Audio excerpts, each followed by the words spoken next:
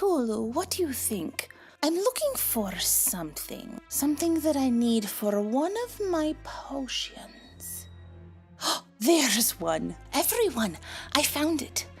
The saffron field cap. People ask me, am I a good person or a bad person? I don't even know if I am a person. I've no memory from before I met these people. They're the only friends I have, and I will protect them. Stick close. Anything could be out there. Trust me. Dying isn't the worst thing that'll happen to you out here. What's out there? I've seen what it can do, and I won't let it happen again. You can't fix what she did. Oh, that sounds simply dreadful. You must have been terrified. Would you mind repeating that last part? Don't be afraid to really slow it down. Let's dig into the details.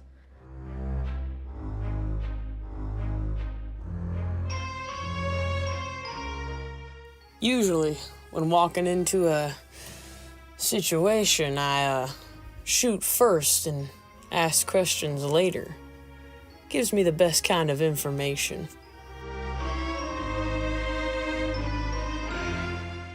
The secrets of Archaeath and the Arks. Why we've hardly scratched the surface. I intend to make the first dent.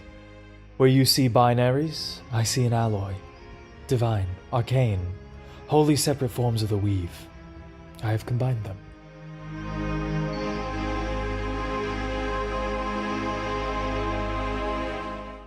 You know, the people who try to save the world are usually the lunatics that end up endangering it. Oh, hey, that's pretty good. You know, I'm gonna write that down. Where's my pen? Where'd it go? Nim? Nim, did you take my pen? Give it back.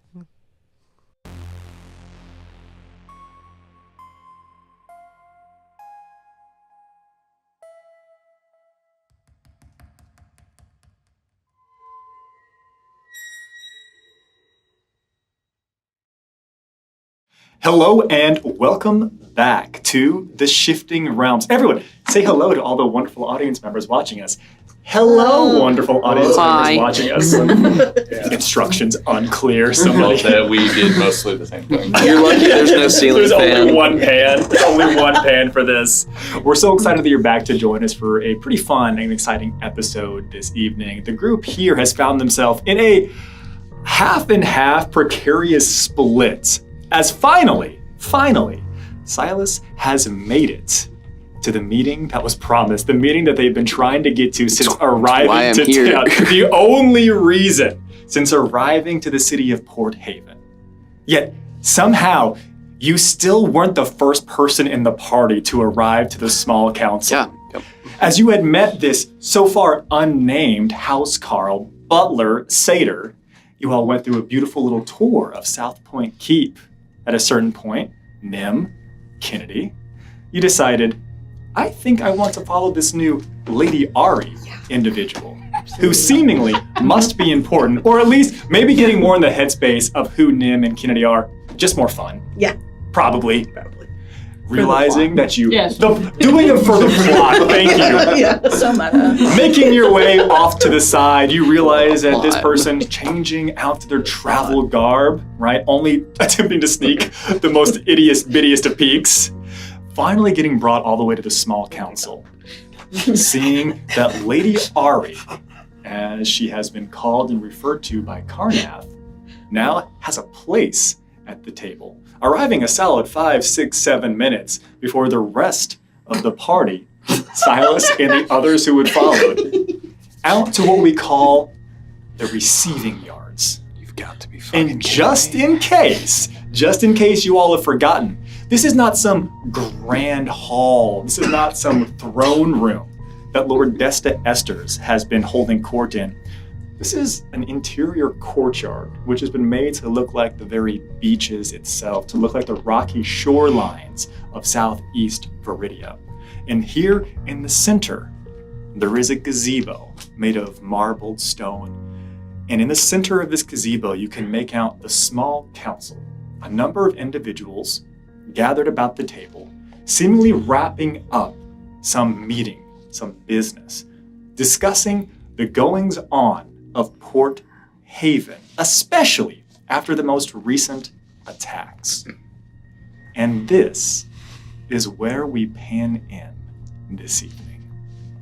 Nim, Kennedy, standing closest to the action, to the energy.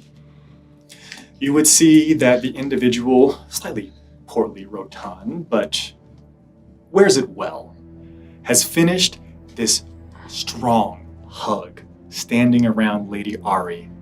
And as he releases, you can see that he is wiping tears away from his face. He walks back over to a seat towards the head of the table. While it may be circular, there is certainly an area that is wider and more receptive with certain dossiers laid out in front. And you can hear as he calls under his breath, 7 years. 7 years. You know, a lesser man may take offense that their wife had been gone for 7 years. He wipes another tear away. All I am filled with is gratitude that you've once again chosen to bless me with your presence. You are as beautiful as the day you left. And he leans back in the chair, and you can see that there are bloodshot eyes, that he is holding back the biggest well of tear behind. And you can see the individuals around here are all just in shock, staring at Lady Ari as she sits at this table. And she responds and she says, "My dear husband, I must apologize for being gone for so long, but I hope you understand that I had business to attend to." He continues and says, "My dear, I care not where you were at nor what you did. I care only that you are home now." And he leans back in the chair, and it creaks a respectable amount. And the individuals around said table still are waiting, as if they're waiting for permission to continue with their reports. Silas, you've been brought into this space, the old satyr that no one has asked their name, standing at loose attention. What would you like to be doing? I will. How close am I to this gazebo? I will say probably about 50 feet away currently. There is there's a span of about 30 feet that you would have to walk forward on, some stepping stones that you would have to move over to get to the central area, and then there appears to be some benches and seating. So individuals that are bringing business to this area have an opportunity to sit, wait their turn, and then call up to the small council as necessary. I will scan this council room, and my eyes lock on two individuals. Hello! The same individual who would put your hand down at the end of last session, again, play it cool, pushes your hand down again. Sorry, it's my first day. Like beads of sweat on this dude's face.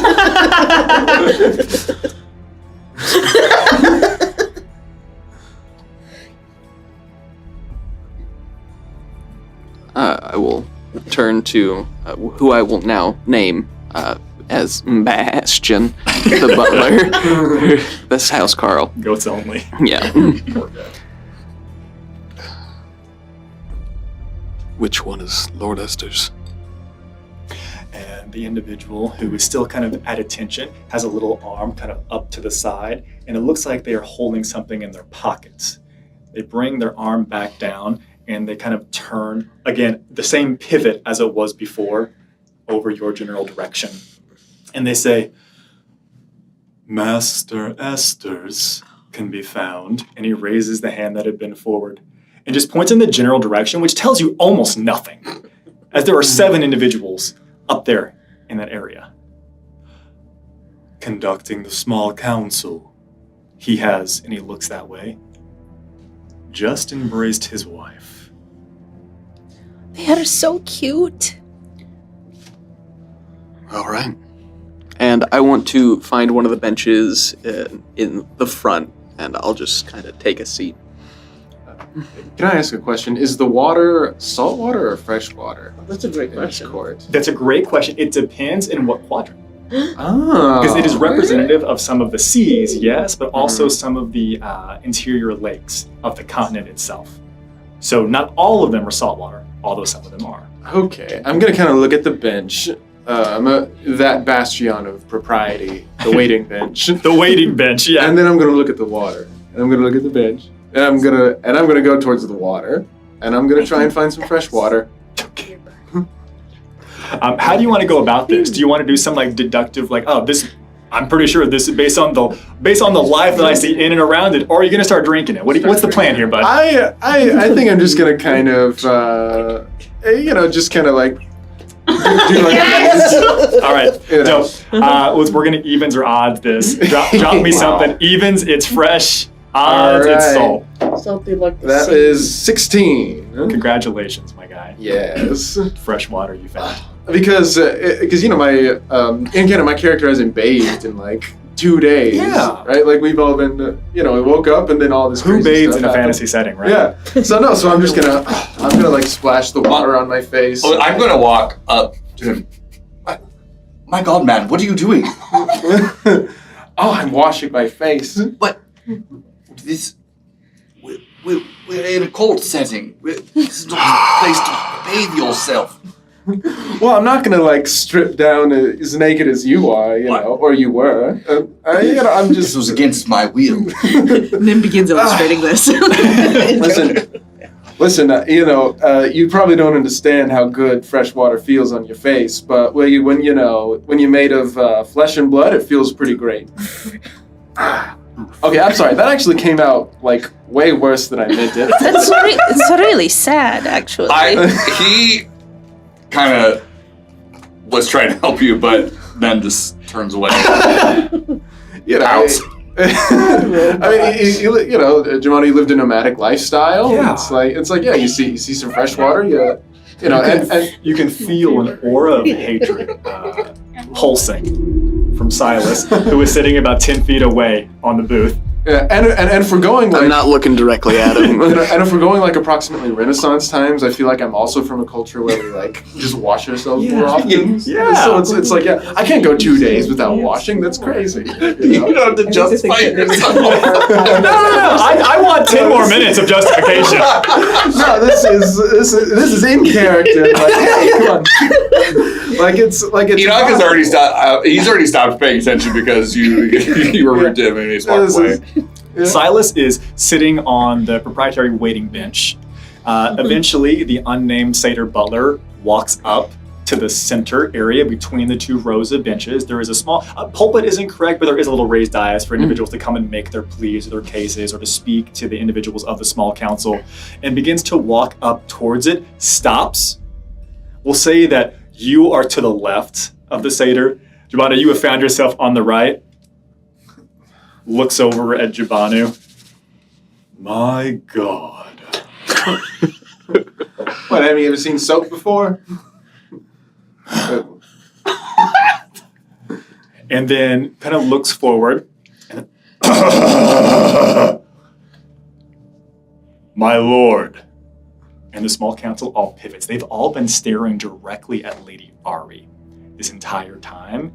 And then as this small satyr butler has now cleared their throats, looks at you one final time, they all pivot simultaneously, as if they're somehow just realizing and understanding that you've entered into this space. No offense, but it's not a quantity type of issue here. It was a quality type of issue here. Kind of a big deal. Yeah, they were so focused on Nim and Kennedy. Yeah. Look, my beard's all sudsy. Eyes half open. Like, I freeze. And Lord Desta Esters looks away from his wife, looks away from the table, and looks down in the general direction, seeing their house, Carl, and seeing what is happening here, and says, Flick, what news do you have? Stops mid-sentence. immediately locks eyes with you, Silas. Master Slayer, you've arrived. What took you so long? Scrub. And then, as if they were waiting for your immediate response, then begins to ping, ping, ping. Master Slayer, were you confused with the instructions I asked for you and you alone? What is this company that you have brought? I believe that question can be answered by your house, Carl. I requested a lone audience. Looks at you, looks at the house, Carl, looks over to Jabanu. Hi. My God, man, do you need a towel? No, I'm good. I wipe it on my cloak. You watch as he doesn't snap or anything, but he seems to like point off in a general direction, and not 30 seconds later, you watch an individual who is wearing the royal raiment come out with a robe, as well as a stack of fresh linens, and just walks out next to you, holds them next to you. Oh, look at that thread count. Tie, my guy, tie. Oh, that is nice. Oh, that is nice. Thank you, my lord. He doesn't seem to be looking or focused at you. He just wanted to make sure that whatever was happening here had a resolution. No. Yeah, I'm sure there's other things that happen in that 30 seconds. Yeah. And looks back to you, and then looks back to the individual, the house, Carl, down below. And he again says, Flick, what is the meaning of this? Mm-hmm. And Flick steps forward, and he says, I must apologize, my lord. They seemed inseparable. I did my best to lose them on the tour. Like a tick. And then points kind of in a grand sweeping gesture over towards you. This is the one you have requested. I brought them as soon as I could. And then he steps away from the dais. And then he kind of waits for you to either get up to move or to do something else. And he goes and sits down on one of the waiting benches. What would you like to do? I'm not moving, just continuing to wait. Beautiful. Eventually, Lord Desta Esters, after Flick sits down, well, Master Slayer, I must say, I had asked for your mentor, Brianna. She was supposed to be here. Do you know what happened? No. I wasn't aware. Well, I imagine if you are familiar and you trained under Riona, then she must have had good reason for sending you in her stead. I imagine you are quite formidable. He is very strong. Yeah, you should have seen him fighting all those ghost things. The blob guys that came from the bird. The Dark Seeds. Oh, yeah. He kicked their butts. Yeah, he kicked them all the way down to the harbor and back, basically. I would expect nothing less from a Slayer. Oh, yeah. He really messed them up. I was there. I saw it all. Is this how you all came to travel together? It shows on my face of the confusion that you're spewing right now. Listen, the vagaries of destiny have sort of binded us all together for better or for worse. We're a bit of a group package at the moment. Irelis, you would notice that Drukari, who is also up here standing, kind of looks a little confused that you're here. It's that feeling, that look of this has been a lot of random run-in happenstances building on each other. And then he kind of like leans up and in a hushed overtone, but realistically, you all could probably hear this, especially you two up here. Drukari seems to lean into his father and say, I recognize some of them, Father. They provided quite the assistance in the market near the harbor. They all appear to be good people. Also, really good performers. There is a confusion. across the group there. They don't seem to understand what that means. Desta looks at you, and he says, well, Master Slayer, what shall I call you? Silas. Silas, so it shall be. Silas, my small council is yet to provide me with their final reports and updates. Would you like to speak first, or would you like to speak last? You requested I share any findings with you and you alone. Would you like to make an addendum to your contract? He looks at these folks around here and he says, everyone at this table is of one mind.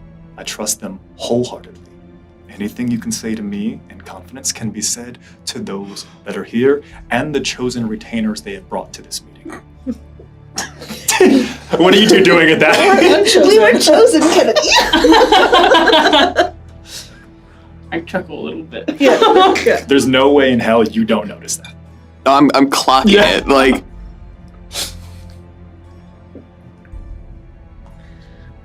Let's see if he notices you noticing it. Psychic damage. I'm not a subtle person. We're good people. Do you question the retainers my wife has brought to the meeting? Yes, but it's not my place. And you would watch as he looks. You don't actually gasp. What is this? You put on some pearls. You watch as he looks over towards Lady Ari, and he asks in a very calm but direct, may I ask where you found your retainers, my love? And she says, they were friends of Karnath. And Lord Desta Esther says, that's good enough for me. Is that good enough for you, Master Slayer? It's not my place. You were right. And then he kind of sits back in the chair again. But for as long as you are within these walls, for as long as you work for the citizens of Port Haven, your thoughts, your opinions, and the work that you do will be weighted equitably across everyone here. Do not hold your tidings, do not hold your thoughts to yourself when you could better this place with your thoughts and opinions. We welcome it here. I will not speak to who you have encountered on the roads in your travels. You will be treated with respect here, Silas.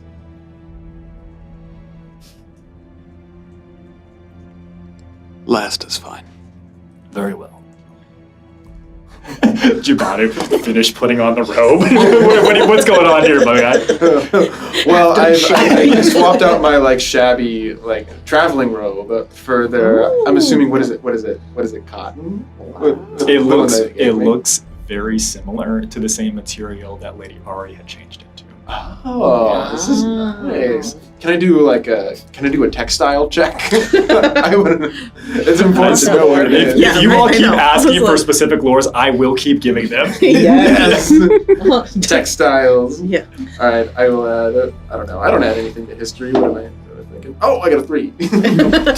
I don't know what this You're sure it's a textile of some kind? It's the softest thatch I've ever felt.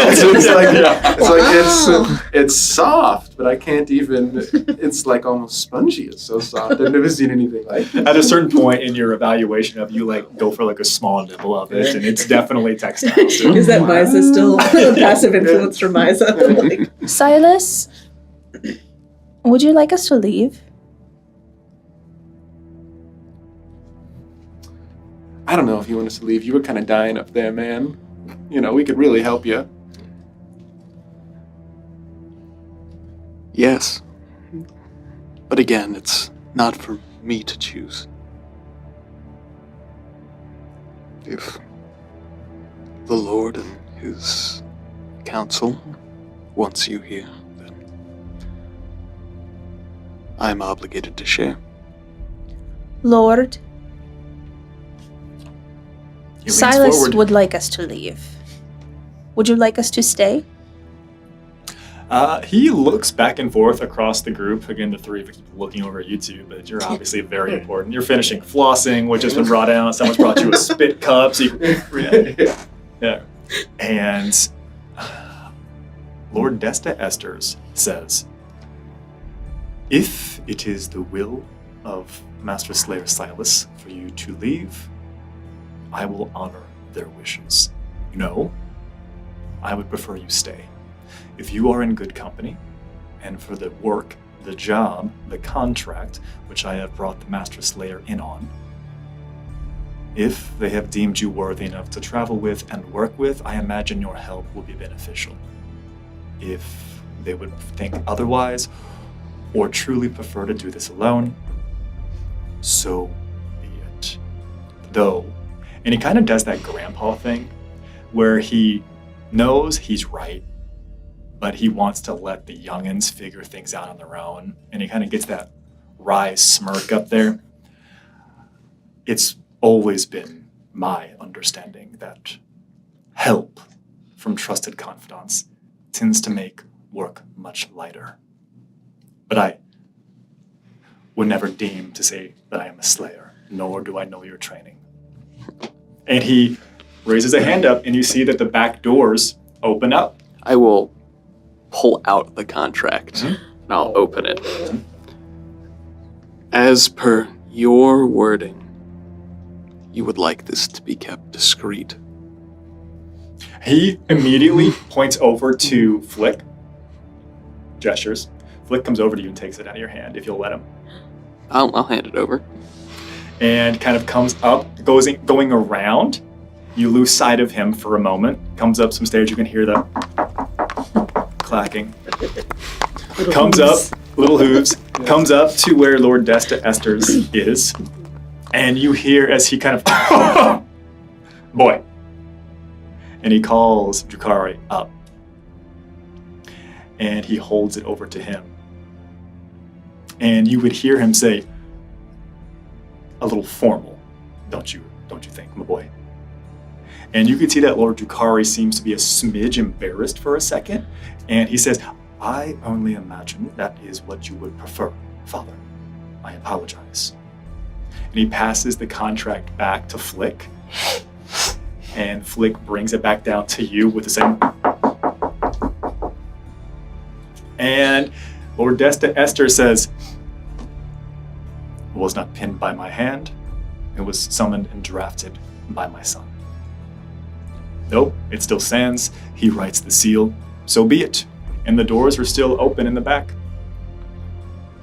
Well, I mean, if, I can take a hint at 12, am I right? Contracts are very important, Silas. I head towards the door. Okay. Yeah, me too. As soon as I see one of them heading towards the door, I'm walking with them. Okay.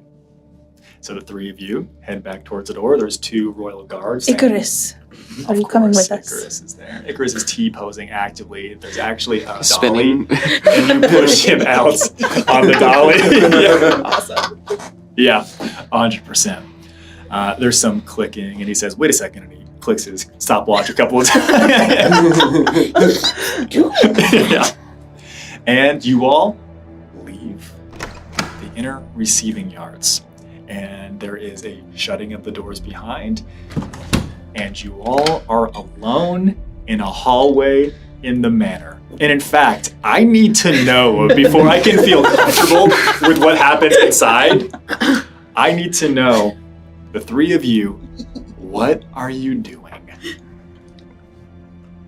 Enoch is just trying to not look suspicious or out of place because they told him, everyone so far has told him that he's a weird freak and he's not allowed to go aloft by Welcome himself. to the club!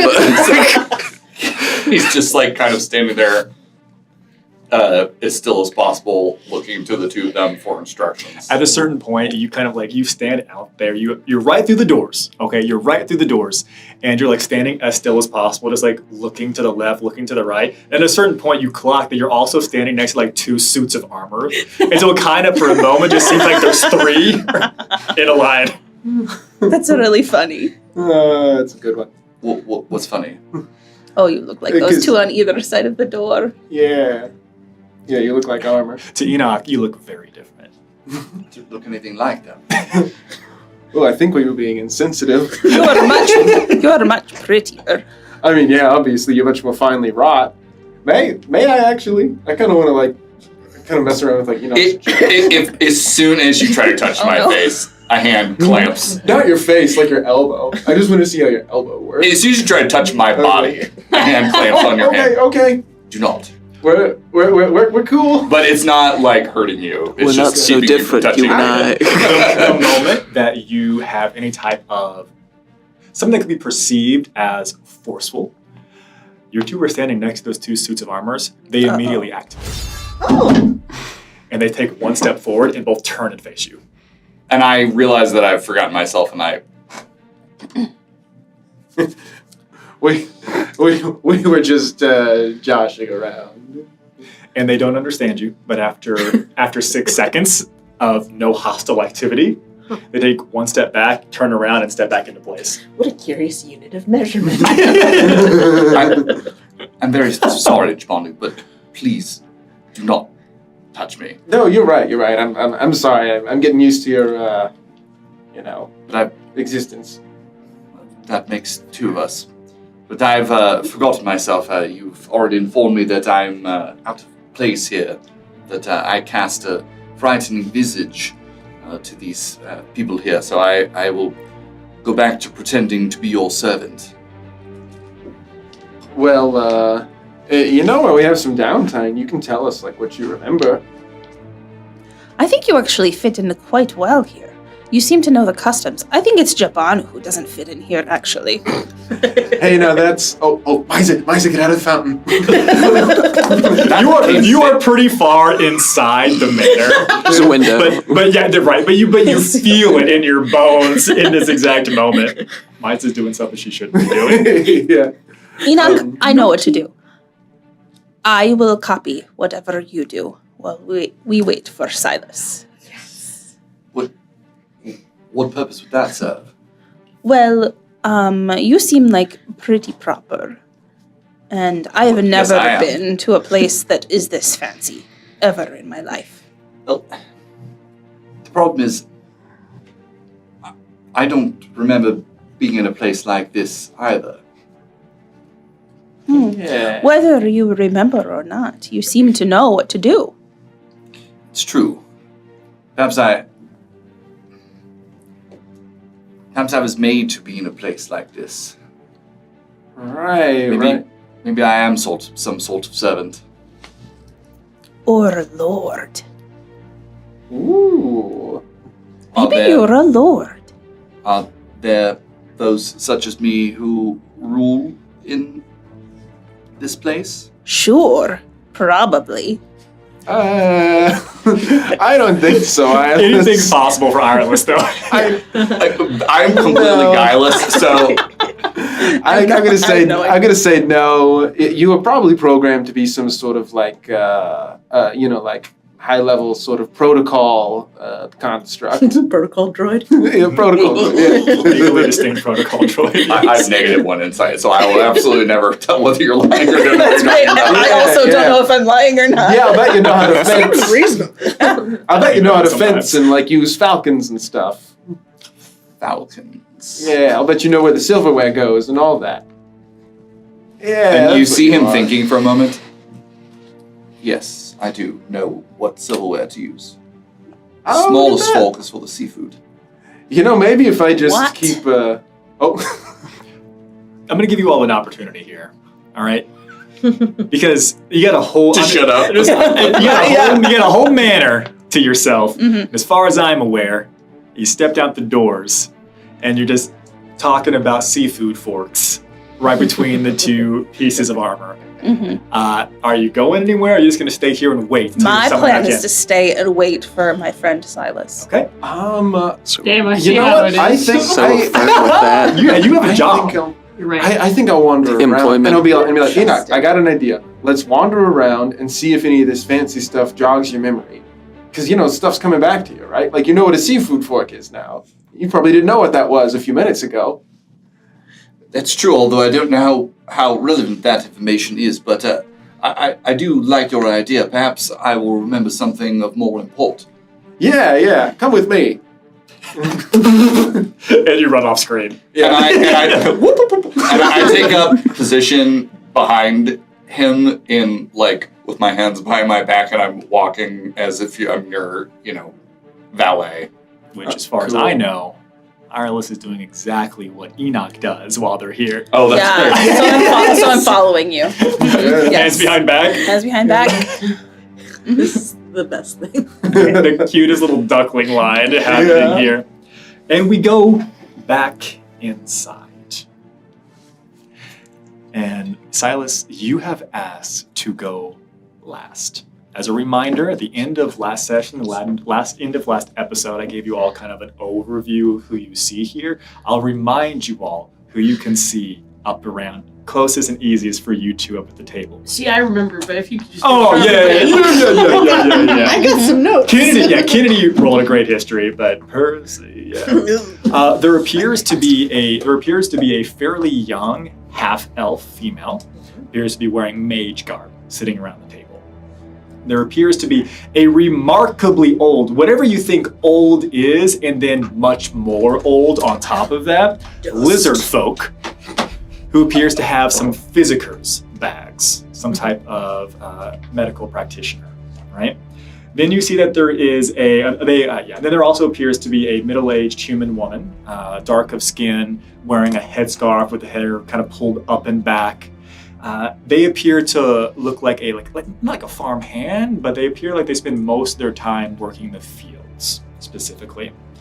Then you would also see that there is roughly you would imagine, it's hard to tell if you haven't met many Tritons, roughly middle-aged female Triton that is wearing the very same royal raiment garb as the rest of the royal guards here, maybe with some additional flair, if you will. The only difference between their armaments would be that it appears to be made out of a different material. It appears to be a little bit more form-fitting, not in like an anime form-fitting type of thing, but in like I could swim really well in this also type of form-fitting. There's some type of pliability there.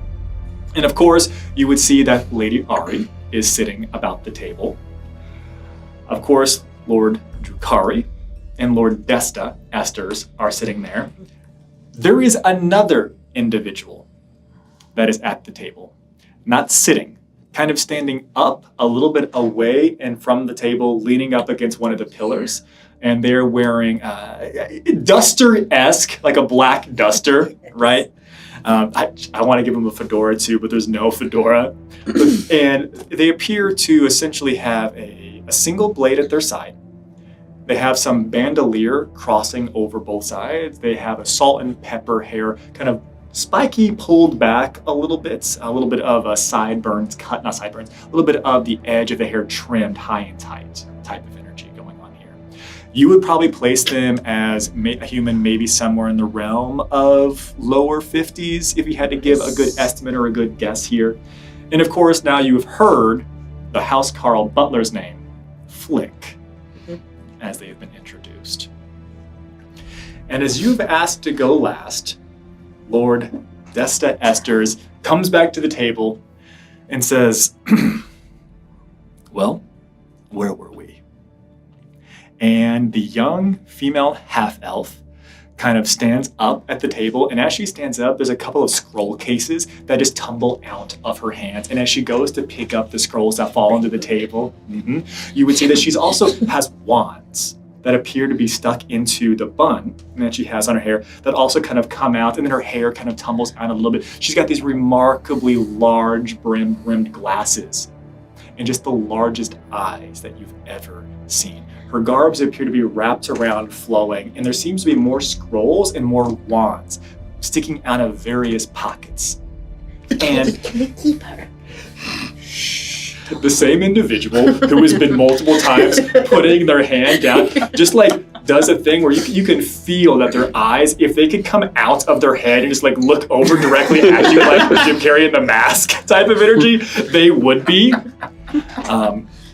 But they don't do that. because he does not yet have that ability. It's a level 5. While this individual's like getting set up, I'd like to stand and start making my way the same way that I saw Flick. To go up and behind? Yeah. Okay, dope.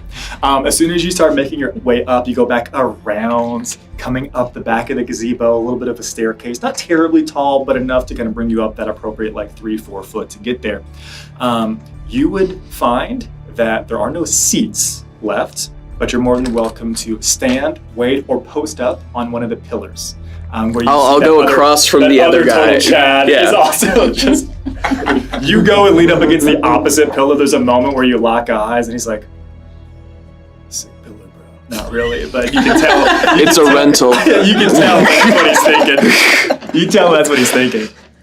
And as soon as this individual, this female half-elf, has finally stood up and collected her things, you would hear Flick come back up to the dais after having left to go back to where you were at and say, "It is time for the reports of Lady Algary Corestus."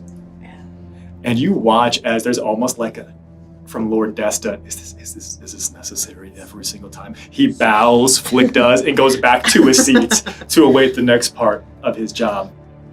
And she goes and she says, okay, well, there's a couple of things that I've been really wanting to bring to the table, a couple of really important issues and things that are going on.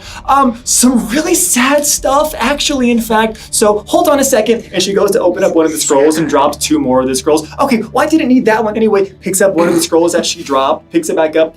Well,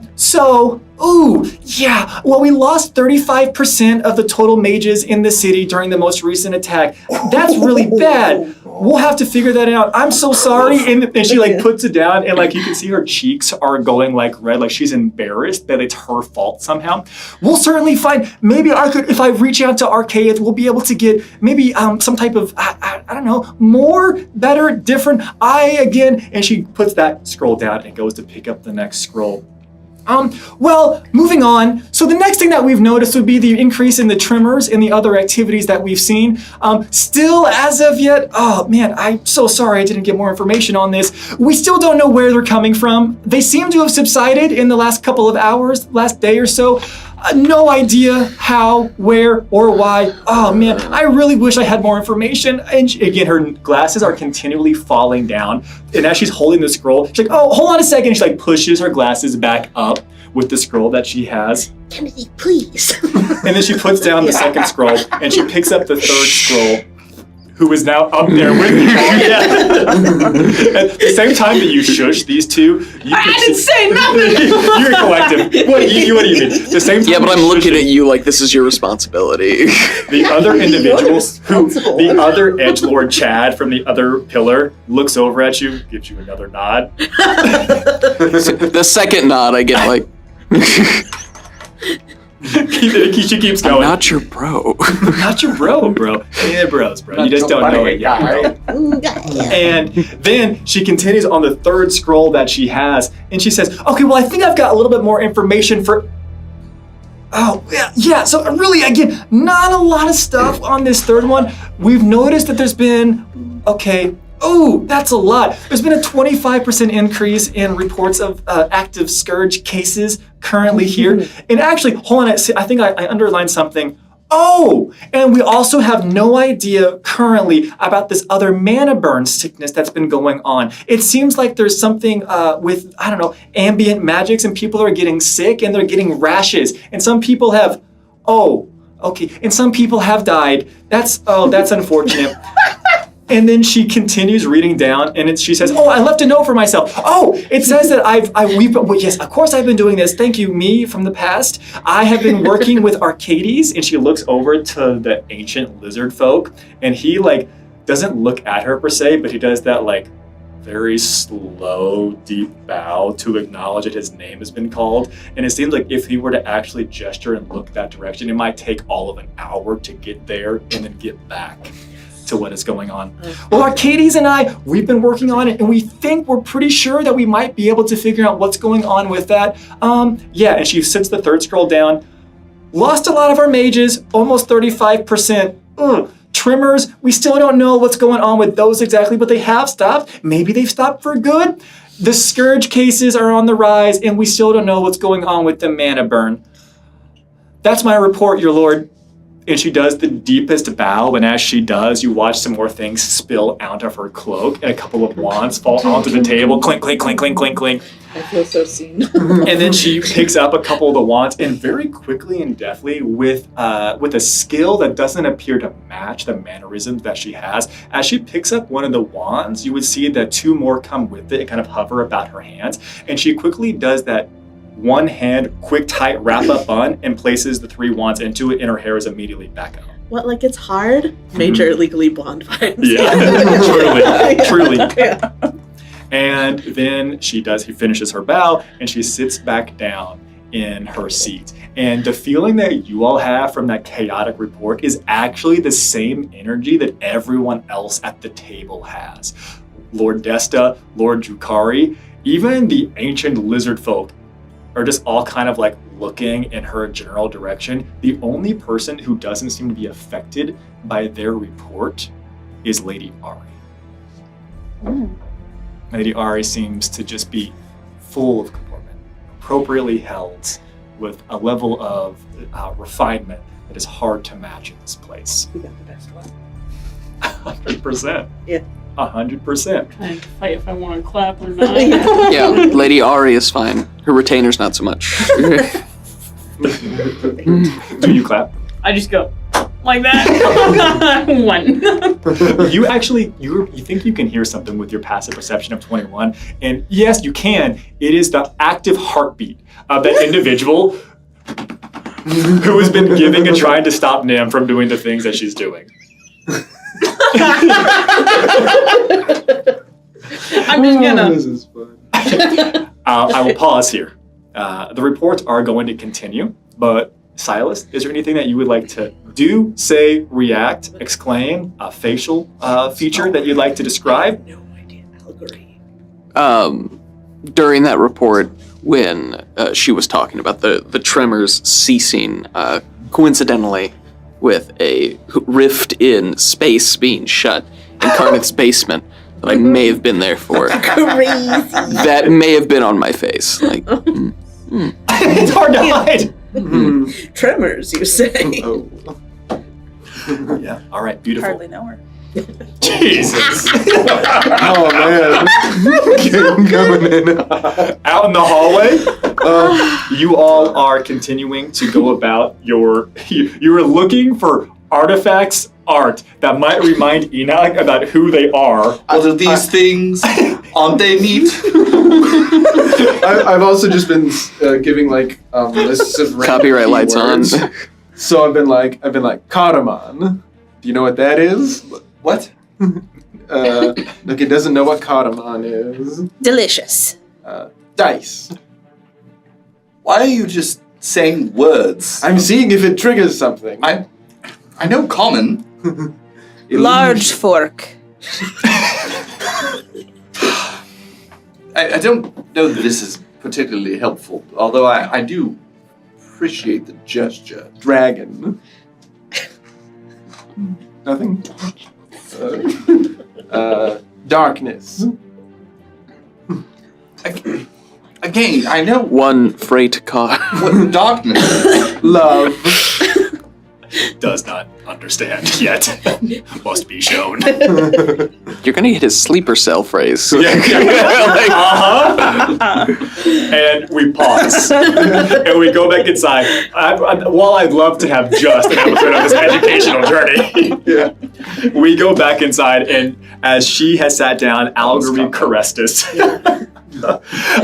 Flick makes their way back up to the raised dais, little podium, and says, Lord Saventus Drelmar, does a bow and walks back down to their seats.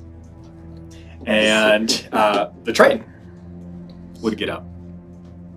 And the Triton would come and stand at the side of the table so that they can evenly see you, most of the open courtyard, and we'll just say a majority of the people in bodies in the space. Somebody with a trained military background that wants to know where most of the appropriate exits are and where any potential threats that they may be aware of or not yet aware of. They would go out, they're actively giving you an ocular pat down. No, not you per se, but the space has shifted since individuals came in and then left.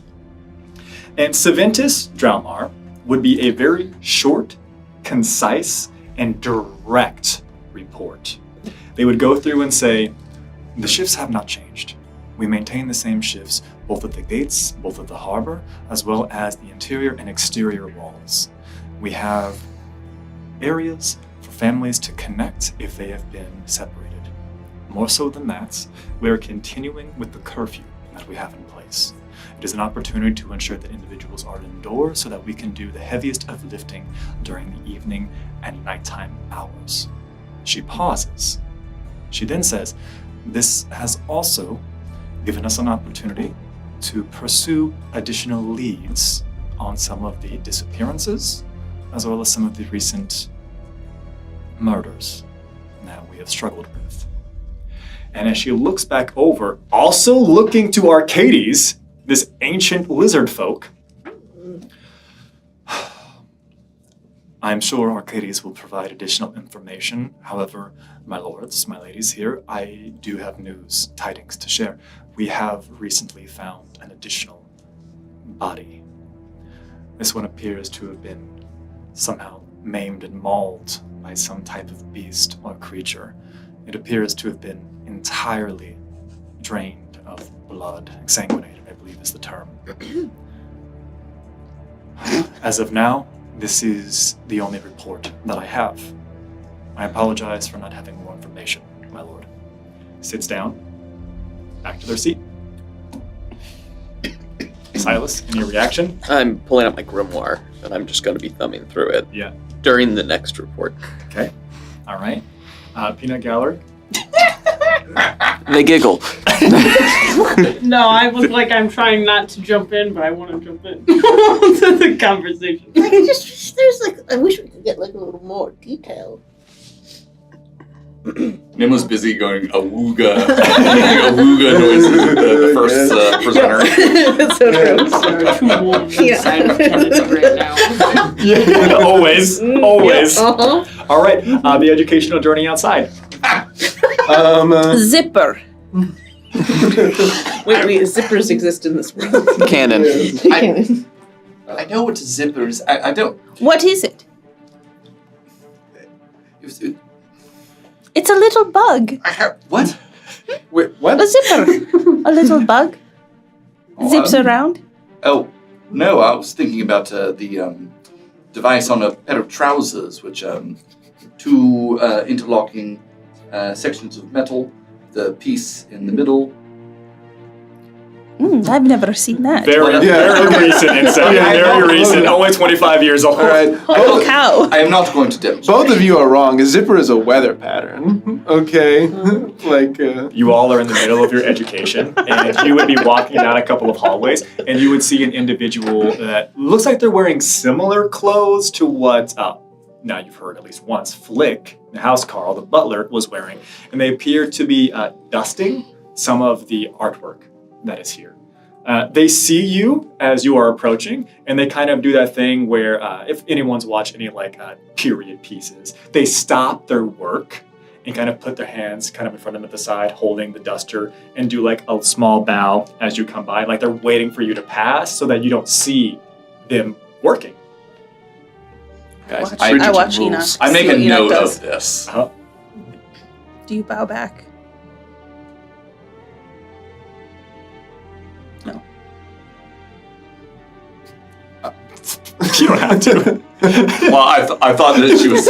I'm doing what you're doing. So however you would address the person. They've already bowed. There's an awkward pause. You then bow, but because you've initiated something, now they have to return it. Beautiful. And so they bow again.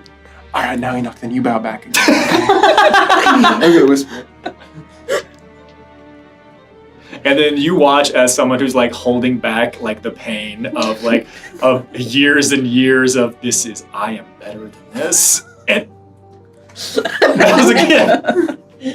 All right. No, proper protocol. You gotta do it one more time. Wait. You're the one who was washing their face. Oh. Special. Enoch, what do you think of this painting? Is that Giovanni was walking around in just a robe, right? Yes. Yeah.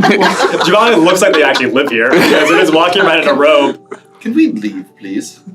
Yeah. We have to wait for Silas. Oh, what are your passives? I've got a very high passive. I have 16 passive. Okay. Sorry, we turned off. Passive perception? Yes. Big old 9, baby. Thank you very much. Yeah. Yeah. Yours is so bad that you can't. No, I'm just joking. You with the passive of 16 or higher, as this individual is working there, you would notice that it looks like their boots that they're wearing don't match. It looks like either they forgot their boots, they forgot the appropriate shoe wear that they were supposed to bring to work today. Something happened. They stepped in a puddle and needed to change this. Their boots do not match the rest of their outfit, the rest of their garb. And as they catch you noticing that, they look remarkably embarrassed. Oh, now I feel bad. And they would immediately, as soon as they catch you doing that, they would stop with this pleasantry act they've been doing, and they would leave this area. Yeah, I mean, you could try to stop them, certainly, but they see you noticing this, there's a final bow, and they they start heading around a corner. I'm not gonna stop him. You? Seems normal to me. Yeah. I don't know anything else. Back inside. You are waiting, and you would see that Flick heads back up. Can he just stay up here? You say that? Yes. And loud enough for Flick to also hear you? I wait until Flick's here. Like before, when he goes, I cut him off. And Flick would say, "This is a very integral part of my roles and responsibilities. Who else could cry with such inflection?" I have a question. Would I be able to roll to like throw my voice to say something, but make it not seem like it came from me? More ventriloquism? Yeah. I am going to want a performance, though. Okay. Oh God, don't throw me there. You got this. Oh, girl. I didn't ask him to not be here. I just wanted him to stay here. Yeah, I know. He knows that. Hey, that's a 21. With a 21. Certainly, that's a good number. What are you trying to do? I'm gonna like turn my head just like slightly, kind of like this. Towards or away the individual whose heart is beating out of their chest? Oh, towards. Okay. Towards. And I'm just gonna kind of like put my jacket collar in front of my mouth and just get on with it, please! And then look around like, oh, who said that?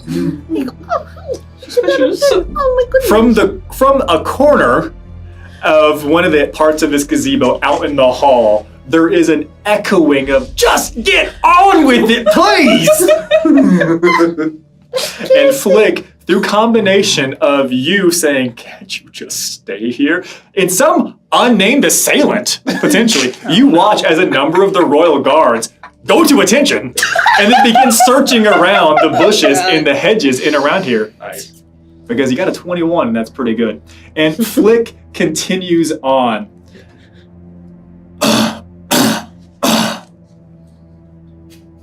Arcades. And then and you would watch as he just kind of goes and picks another pillar. Yes. And then just leans up. So there's this this beautiful triangle of bros. Flick, Silas, and this other individual. Chad, as he is called. Yeah. And as Flick goes up, clocks this other individual, leans up. You watch as Flick gives a nod to the other individual in the black duster. This individual nods back to Flick. And then he looks back to you. And then he gestures over towards Flick. And you nod. I give a nod to Flick. And something feels complete, and a puzzle has just been completed somewhere in this world. This has sped up my day exponentially. A door is open. There's a new heart piece container somewhere in this world. Yeah. All right. Wait, has the person who's been putting down my hand, has that been the person in the duster? No. Okay, good. No. Okay. Another just miscellaneous attendant too. Great. In the space who was selected. But it's an italicized too now, so they're named. Yeah. Well, they are appropriately so as per the rest of the world. Naturally. Yeah. Arcades, there's this uncomfortable like squeaking as the chair scoots back ever so slowly.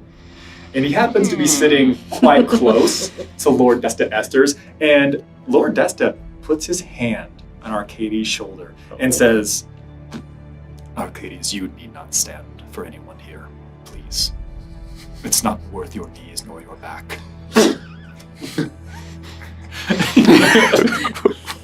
We'll put that in afterwards. And Arcades pulls out what looks to be the tiniest little scroll that you've ever seen. It looks to be probably just a couple of inches. And then he pulls this out, and then he watches he pulls out just some like bespeckled little itty bitty readers and just rest them on his long nose that he has. We do. This old guy's safe. I'm not hiding my confusion at all. I'm like, The only enemy of this man is time. I'm glad Icarus left. Icarus went through the wall at that time. Just spins it around and puts back to the engine. He was a hatchling when this meeting started. And Arcades, still sitting, pulls open the smallest of little scrolls and then does that thing where he pulls it out, pulls it in a little bit, and he finds that sweet spot. There it is. Update 1. Yes. People are still sick. And then he stops. He like waits for people to like either chuckle or laugh, or just to respond appropriately. They're always sick when you're a doctor. And then he moves it again. And he says, Update number 2. Mysterious illness. Very confusing. I'll run more tests. The doctors are always running tests. And then he moves it in and out again. Yes. Oh no. And then the final one, you watch as if he could frown, it's hard for reptilian faces to like smile or frown too much. They just kind of are appropriately. And he says, Oh, update 3. It's very disturbing.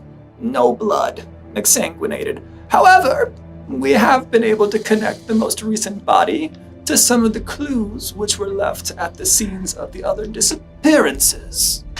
I anticipate we'll know more, but I have to speak to the priestesses of Marinelle. They have things they want to do with the bodies. That's it for me. Arcades out. and then he sits down the scroll. Okay. And then you hear that. What's your facial expression now? So it's changed. It's changed from like a impatient scowl to like, oh. It's almost pity.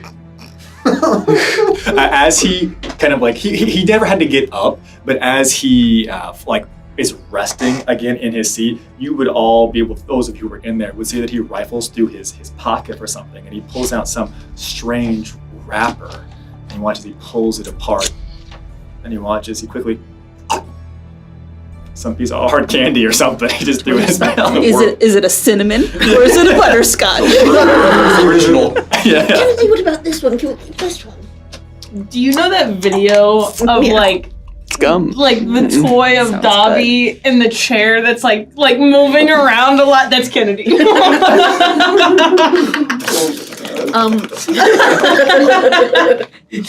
Were the priestesses of Marinel, were they the ones also consecrating the grounds? Yes, they were the ones who were assisting with the. Actually, this evening in game, there is going to be a joint ritual between the priest and priestesses of Marinel and Arl. That's right. And then afterwards, there was actually a job where they needed some strong adventurers, some brave adventurers, to go help them ensure that all of the appropriate grounds they maintain consecrated.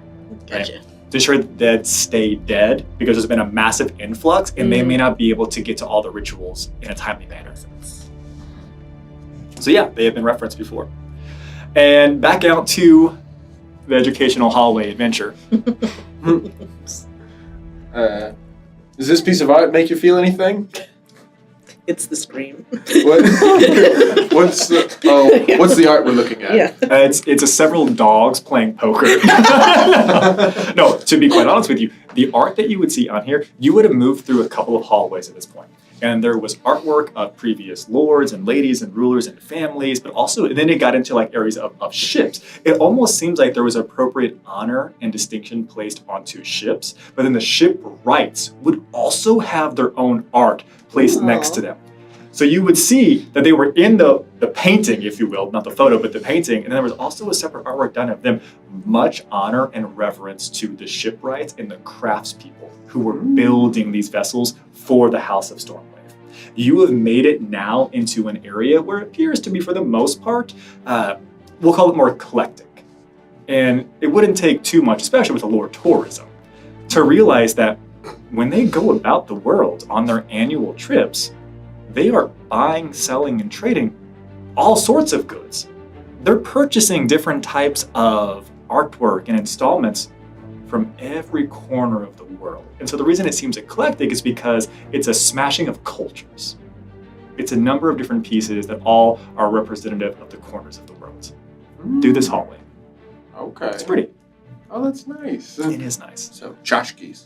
Yeah. Anyway, yeah. Yeah. And so the kind of random one I'm pointing at. Yeah, the one that you're currently pointing at looks like it comes from Mirathar.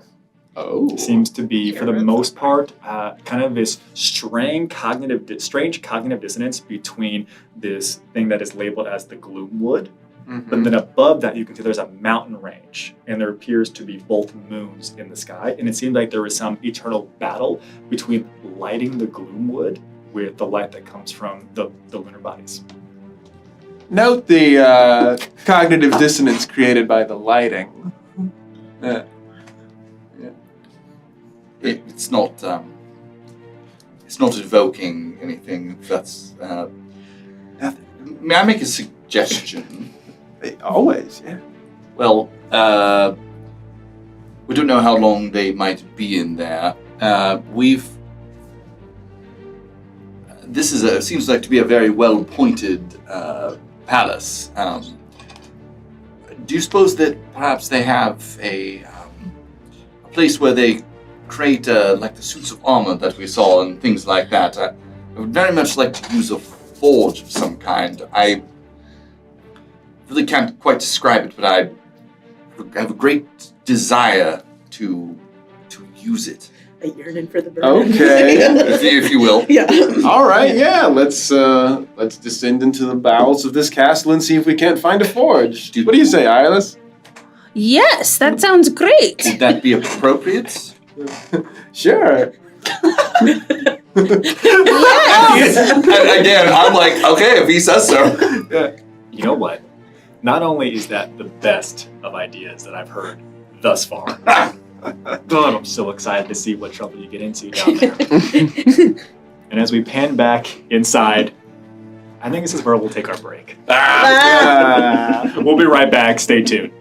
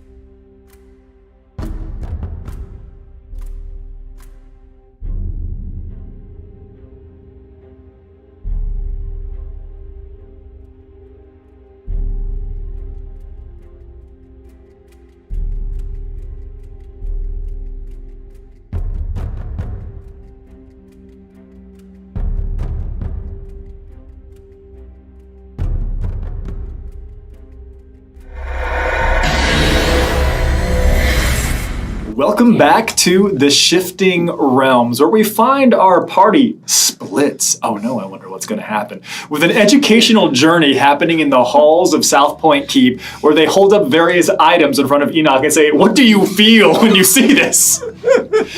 And a small council report, which has been, if I do say so myself, quite illuminating in all the things and opportunities that you have learned from some variety of characters. Now, standing up there at your request, Silas, Flick once again stands and proceeds forward. And he clears his throat and he calls out, "Tanatha Erides." And the middle-aged human woman, dark of skin, who had the headscarf kind of wrapped up, scoots out of her chair, stands up, and you would see that she says, "Well, thank you very much, Flick. I appreciate that mighty. What I will say is short and sweet, though it is of mighty import. We have estimated that approximately at this day in time, we are down 15% of the expected yield. It would appear that the blight has affected us quite potently, if I do say so myself. At this time, we are dipping into our reserves for the city.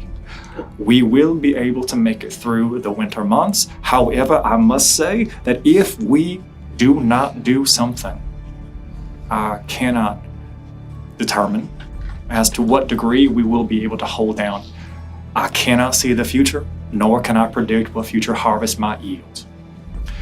She then looks around, and then she sees that she seems to be looking at some of the guards that are around here, and almost like she's looking for recognition or someone that she recognizes.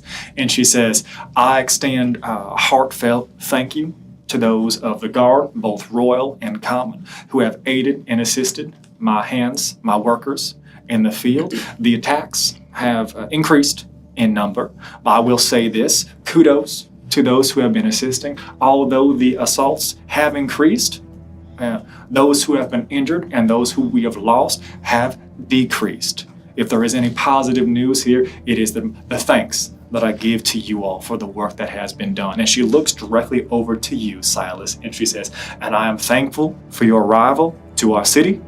I'm eager to see the good work that you will do. I know the fruits of your labor will be felt by those who work for me, with me, and through the work that you do, we will be able to feed this city. That is all. Thank you very much." And she sits back down. Reaction? I give her that nod and kind of glance down to the floor. Magic school bus? I have a new idea. We should go into Ralphie's butt. Careful. There is help who is around the corner. You say that, he panics and takes off. I did not, for the record, say that again. That was Magic School Bus reference. Yeah, I feel like Jabanu's stopped chattering for a little bit. Sorry, you go ahead. Well, I bet that the forge is downstairs or something, right? So we should just head downstairs. Do I have any knowledge of like where a forge might be inside a keep of some kind? You do not. You do not have any knowledge. Full stop. You do not. Only because. What I will say is this. This is this weird combination of it's part manor, it's part keep castle, it's part old like naval base. If you had an understanding of any one of those things and it was just that thing, yeah, maybe, sure. This is a weird Frankensteining of a thing that they've built onto over the years. Gotcha. Roger's like, no, a lot of shit about a lot of extensions. Let's just find someone, and I bet they can tell us. Ralph. Yeah, Frankie's gone. Ralphie's gone. Well. Hello? Anyone can help us, please? There's a little bit of an echo off some of the shiny marble floor. And then, almost as if it was somehow due up to happen eventually, you would see that there is a pair of two guards that come walking around the corner, see you all, and they like look at each other like, are we supposed to be watching them? And then continue moving forward. Wait! No, towards you. Oh. Oh, yeah. They stop. We're so excited to see you. They continue. Lord Drew said that you could help us find the forge. Persuasion. 14. Yeah, and so you say that, and then there's a look of confusion on both of their faces. Our friend is giving some sort of a report, and we're just kind of waiting for him. And they kind of look back to each other, and you hear a little bit of like hushed conversation. Well, I did see that it looked like Drakari seemed to recognize this one whenever we were inside. They did come in with the Slayer, so that tracks. They must be guessed. We'd be more than happy to show you. Thank you. And they start leading you outside towards the front doors. Not downstairs. Not downstairs. It's outside. Yeah. Should have went in the basement anyway. This dungeon doesn't have a single freaking anvil anywhere. And they lead you outside the front doors. You would see that there is a steel defender and that there is a Misa, and it looks like there's a hedge that had been near Misa, and a small chunk of it has been eaten. Hi, friends. Hi, friends. Right next to Ramshackle, you are then led out and around the front of the manor keep. You see that there is another entranceway to a separate courtyard. And you see that there is almost this training ground-esque location, and it is an exterior, it is an outdoor open forge. It is not an interior forge in like the basement or anything else. It is open air, al fresco. Oh, it's so nice to be outside. Guard, if Silas comes out, will you please let him know that we're over here? You, the young Master Slayer. Master Slayer, yes. Understood. Is there anything else we can do to make your stay more enjoyable? Do you need anything, Enoch? I serve at your pleasure. To use the forge. Some metal or anything like that? To create the items that you have requested, I will require materials. Materials. I do apologize. There seems to have been some confusion here. I'm more than happy to show you the forge. We brought you here as part of the additional tour that you've requested. I will not be providing you with any materials for metalworking today. Oh. That is certainly not part of this tour. It's the premium package. I mean, he asked us if there was anything we needed. I guess he didn't really mean anything. He looks you up and down at the robe that you're wearing. I guess this is all then. It's a continental breakfast. He eats metal. You have any fresh fruit or eggs or anything? I'm kind of hungry. I would be more than happy to send somebody with a platter for you. A metal platter. As you watch as he says, "I'll see what we can find." Thank you. Thanks. Oh, hold on. And I got Silas. And I'm going to cast my cryptogram cantrip. And just a little tiny scroll is going to conspicuously appear somewhere on Silas's person. I'm looking down currently. Yeah. It's just going to be like if you just have any little pockets or something like that. I love this. I have a lot of little pockets. Yeah, it's just going to appear in one of your little pockets. Do I know that it's there, or is it hidden? Yeah, no, it's like it's conspicuous enough that you like. Yeah, it's like it just says at Forge J.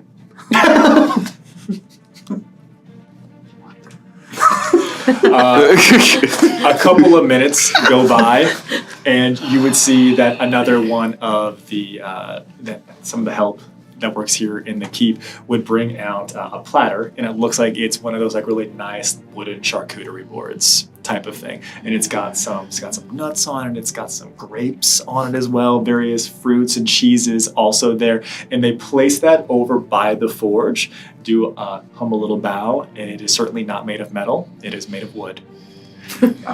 We're like, they will destroy our fine things. If it's any consolation, surely the metal that they would have brought would not be of the proper grade for what I require. What kind of grade do you require? What kind of grade? Quickly. Weapons grade. I cast. You cast weapons, great. I cast rumor. Okay. And. Oh, damn it. It's 10 words. All right. Or less. Do you admit it's 10 words or less? You got a couple left. As the person's walking away. Okay, interesting. I cast rumor. A range of 100 feet. I know. Okay. Ooh. Get this man some fucking... The heroes... It's a terrible rumor. The heroes need weapons-grade metal to fulfill their destiny.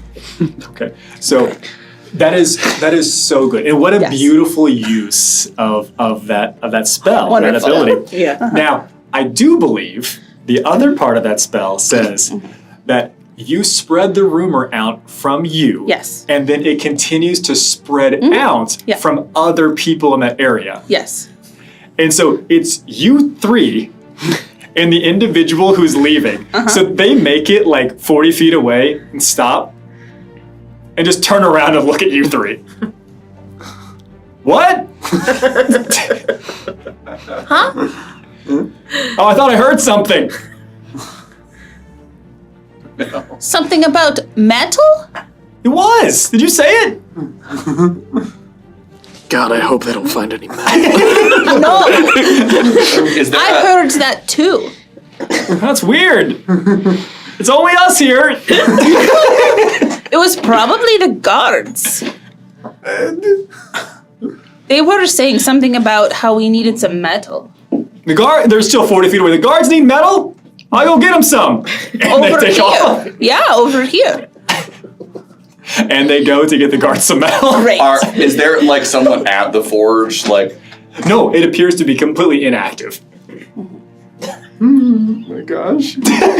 How are we not the most chaotic in this episode? You're being supervised. Yeah, honestly, you're right. do you? I'm afraid we'll raise alarm if I begin to use this without explicit permission. You know what? You do what you gotta do and you leave the rest to us. You know, Alice and I, we're people. We're people. We pan. You've sent a servant away who heard a rumor from somewhere that the heroes of lore need metal to fulfill their destiny. God.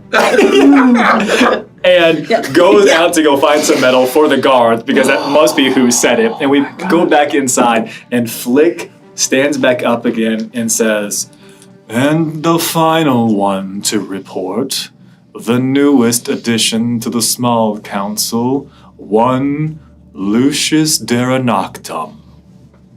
And then sits back down and doesn't have to stand. The individual, the Giga Chad, who's been exchanging... He's been mewing this entire time. Yeah. Finally relaxes all of his tensed muscles. No, not really. He's been rather relaxed the entire time. All of the nods seem to be ones of visibility, acknowledgement, and I guess the best way to say this to you specifically, Silas, is when individuals walk into a crowd or into a new place, oftentimes they're looking at, oh, that's Lord Desta, or wow, what a fine table. This place is beautiful. This individual watched you enter in the same way that a militarily trained individual, the same way that a monster or a creature sizes up the next biggest threat in a space. He's been focused on you not because he sees you as a threat per se, but it's like seeing like. You don't recognize this individual as a slayer, though. They do not appear to have any crystals on their person. They also do not appear to have any insignia from any other covens or cloisters. And this individual that's been named Lucius steps forward and says, "Once again, I say it is a pleasure to have made the acquaintance of all of you fine folk here. At this time, my order has not provided me with any updates. I am happy to continue to serve. As more information is provided as to the comings and goings of the other families and any information therein. I will do my duty in providing you with said information. Until then, I am in your service, the service of House Stormwave. Thank you. And he leans back up against. Coming and goings of other families, he doesn't have any insignia on him? Absolutely none. Devoid, in fact. Can I see? I don't like this guy. Can I? Nim would like to just see if, like, run his accent through, see if it's from any major, like, city, like, run regional. Yeah, run the plates, like, literally. Yeah. This seems sus. Okay. What skill or ability do you think makes the most sense for Nim to use? It sounds like an intelligence thing for me. Yeah, I was thinking history or investigation. Either of those. I will allow either. Okay, great. Investigation, it is. Okay. That's going to be a 23. With a 23. Yeah. You get the feeling. Yeah. It is near perfect, but with 23, there are some breaks in this. Okay. This is an individual who has not just trained an accent ounce of their speech pattern, but has picked up many regional dialects to appropriately blend. It is like being perfectly fluent, but you're not native born. Okay. You realize this person that is remarkably trained in that certain skill set of subterfuge. Interesting. Okay.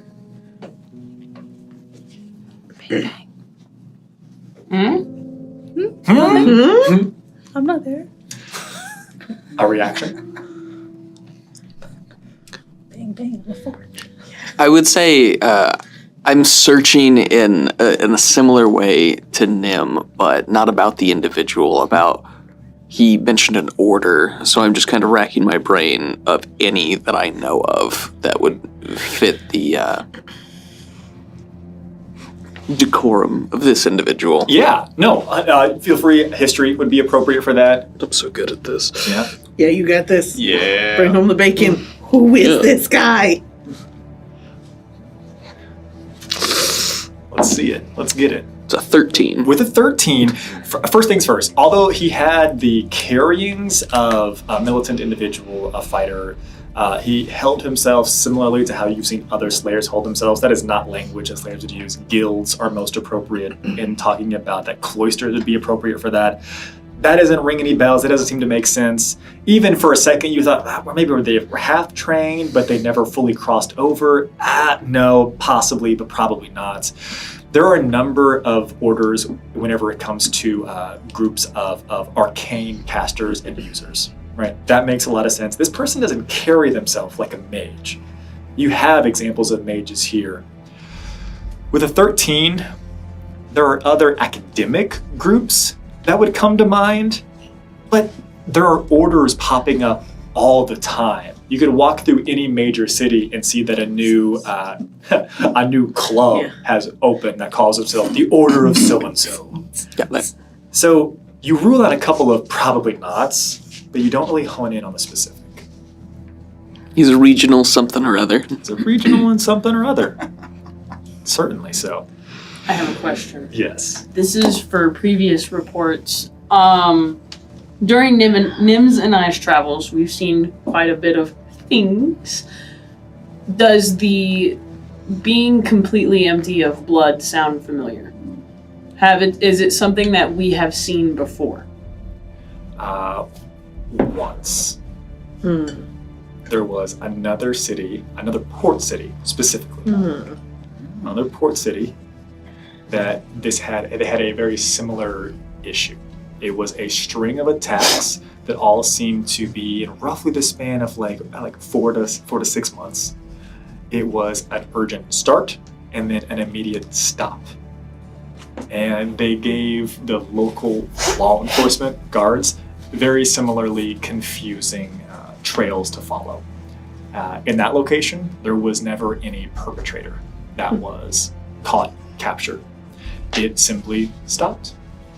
You have seen, at least from what you've heard so far, something similar in your past travels.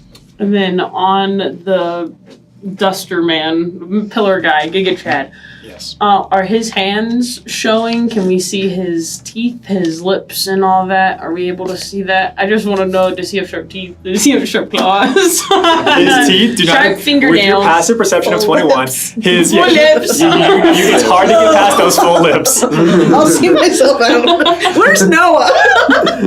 Yeah. Actually getting lip injections.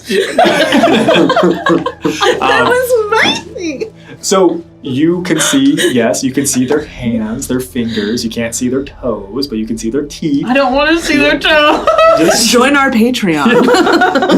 That's all it is, photos of Lucius Daredog's feet. Their teeth do not appear to be pointy, jagged, sharp, any more sharp than you might anticipate a typical canine being, appropriately so. They don't appear to have claws or anything else. I will say this, though, with a passive perception of 21, as you do intentionally focus on their hands for a brief moment, their hands look like somebody who has wielded weaponry for a majority of their life. They are heavily calloused, and we'll leave it at that. Okay. Vampire, definitely. Yeah, for sure. For sure. Yeah. But why? All right. Outside. Back to the funky bunch outside. Yeah. Outside, you would hear, it sounds like a couple of people walking back, and they appear to be having some type of conversation. I have no idea. I don't know. We don't know who said it. They swore that it wasn't them. They were talking about the guards meeting some stuff, and they're talking about some group of adventurers. They don't look like any group of adventurers I've ever seen. They looked really confused. Didn't they just come into the castle today? There's really a lot to be asking us for. Shh, we're getting close. They can probably hear us now. And We can hear you. as they come around the edge of the dividing wall, you would see that they are pulling, if you've ever seen somebody in a city who's like going to the grocery store and they've got that like wire cart that they pull open that, goes down on itself, goes back up on itself. They get a small one of those carts and it's got like some pieces of like scrap. Like they found some stuff, maybe some broken weapons. They found some like horseshoes and other tack and things like that as well. And they're just like throwing it in there. And as they come back into this open courtyard and see the three of you, so you said the guards were looking for this? Where should we leave it? Oh, well, they wanted to bring it to us. What? They're getting it for us. And then you see them exchange That's why glances. we're here at the forge. And I need a deception check, please. Can I help? Tell me how, and then you can. I'm just like. Although I don't have proficiency in it, but I'm going to say like, I'm just going to say, it's for this guy, orders of the Lord, and then I'm going to point to the big metal guy. Okay, what'd you get? And make it with advantage. I did make it with a. Yeah. It's still just 11. With just an 11, you would watch that they stop where they're at with the cart and they like finish exchanging their glances. Well, I hope we don't offend you that information has not yet reached us. It's possible they just forgot, but we wouldn't be very good at our jobs if we didn't go first check in. I hope you understand. Of course. That's definitely how things work here. Obviously, yeah. Yeah. But here, I know you're tired pushing that thing around, so you just leave it here. We'll watch. I actually just got on shift. We'll see you soon. Yeah. We'll see you soon. Yeah, we'll be right back. We're just gonna go check. Okay. And then as they're walking away, as soon as they get around to the other edge, you just hear them. I am pretty positive that is no one here has asked us to bring any metal to three strangers. I don't know. Weirder things have happened. You hear them having the conversation around the side. Really weird. I don't think this is going to work, but I do appreciate your efforts. Perhaps we can try again somewhere else. Why won't it work? I don't think they're going to give that to us. You just have to hope. I mean, I don't know why they want to hold on to all those horseshoes and broken swords so bad, It's not like they're using it. You hear it jangling off in the distance as we pan back to the interior side of the receiving yard. And this time, it's not Kennedy alone.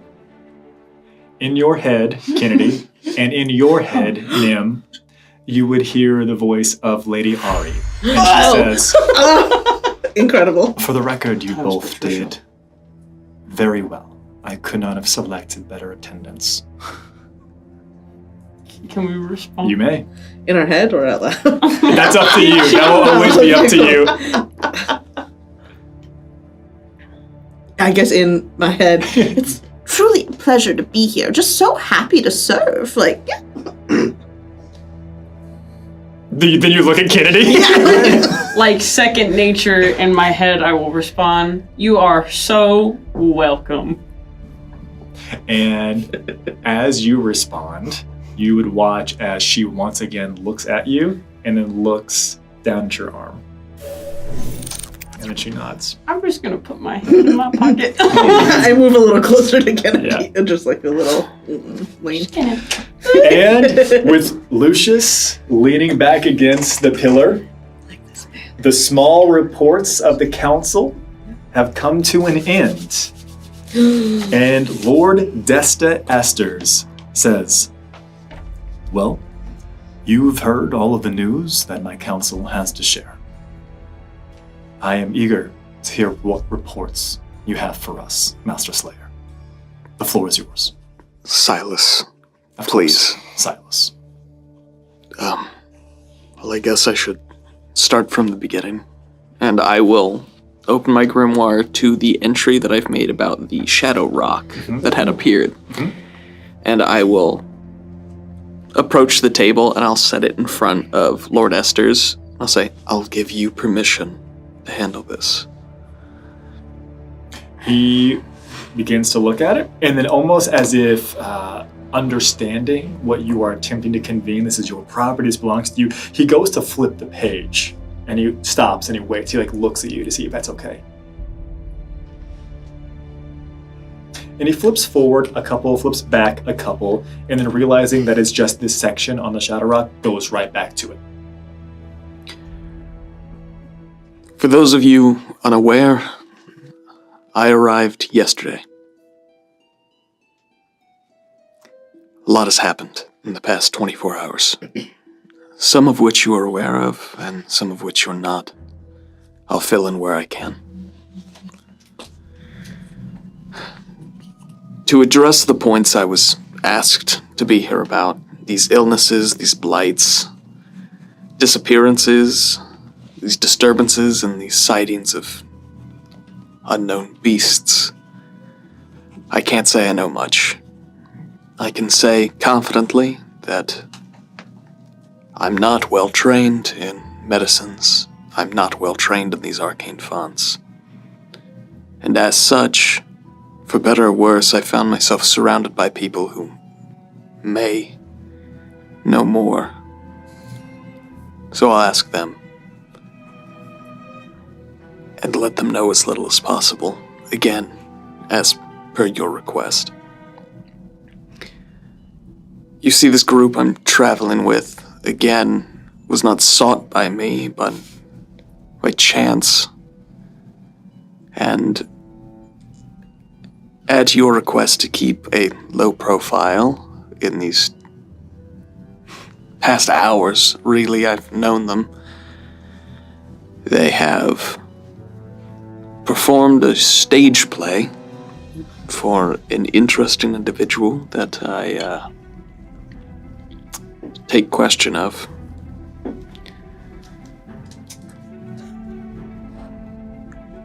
They've been attacked by some of these void creatures left behind by the rock. Some attempted to learn things about them, or out of pure greed, I'm not sure. But thankfully, it seems nothing has come of it as of yet. Past then, Karnath was able to take myself and the rest of these individuals in for the night, and for that I'm grateful. The mentioning of Karnath, everyone just nods their heads at the mention of Karnath. Everyone has a fond memory of him. That being said, in the past hours today, I've watched a person be attacked in the street, mugged even, but I assume this is under legal authority, but... As if that were a question and there was any pause there. There definitely was. Lord Desta asked her, like, certainly, if someone's been mugged in our streets, we'll look into it. Did you see the assailant? Yes, they're in the room. We're all trying to find the guy who did this. Did you look directly at Kennedy? Absolutely.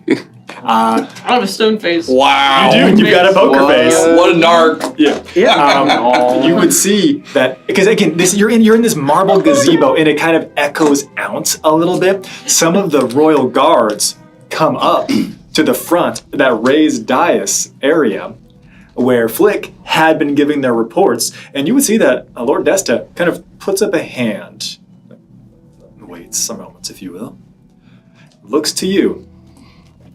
An allegation has been lodged that you have assailed one of our citizens and mugged someone. And then he stops looking at you and looks to his wife, sitting next to you. Oops. If I could finish. And he's like in the middle of continuing this. You have information that will help me understand this confusing matter. Yes. Please provide it. To which I was told that they were carrying out a contract on a bounty I assume was laid by you. I have no bounties active to my knowledge, at least laid by me. It's not to say that someone in the city has not done this. I must ask, is this true? That I have a... Yes. The entirety of the allegation. Can you please illuminate this further for me? Alright. Yeah, I did it. I didn't mug her, though. She had something of mine.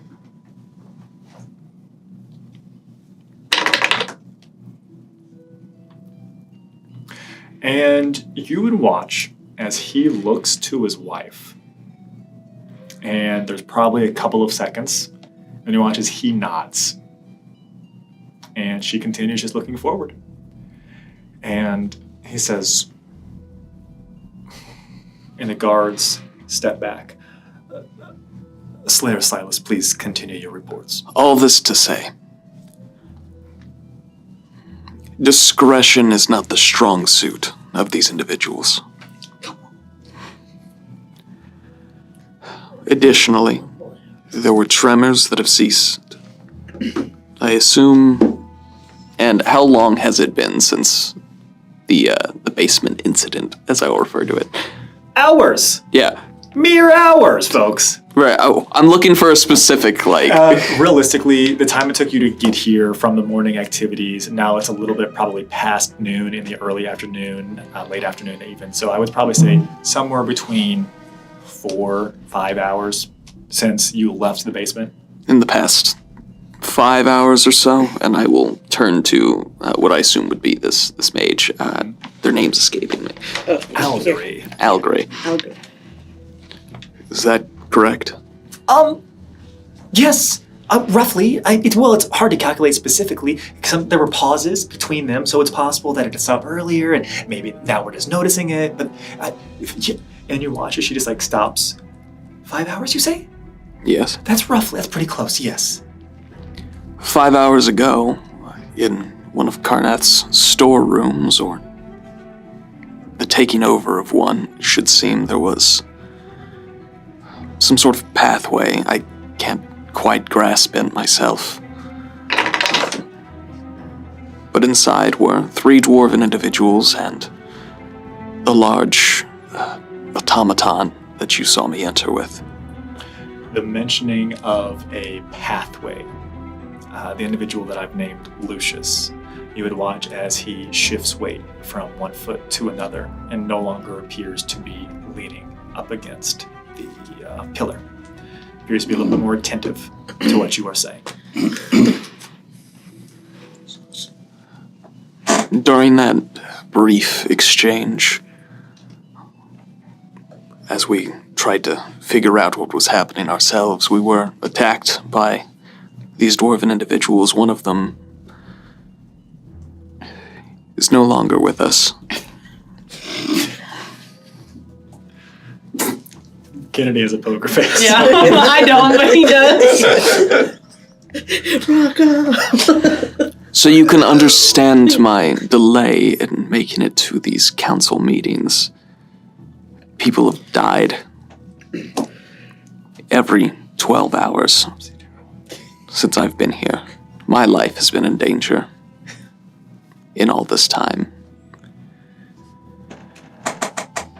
However, it's not to say nothing was done. As you see before you, I've taken note of that creature that came to attack, and some of my add-ons. I've also been at work trying to understand what exactly is happening. Some of these arcane fonts, it seems Karnath's in itself, oddballs, is built upon a ley line, and that could have opened up something, but it's curious why it hasn't happened before. And as far as these missing persons cases, I have my suspicions, but nothing to act on yet, but currently it appears they're targeting dark-haired individuals. Anything else? This is me asking. Yeah, I'll turn to the rest of the council.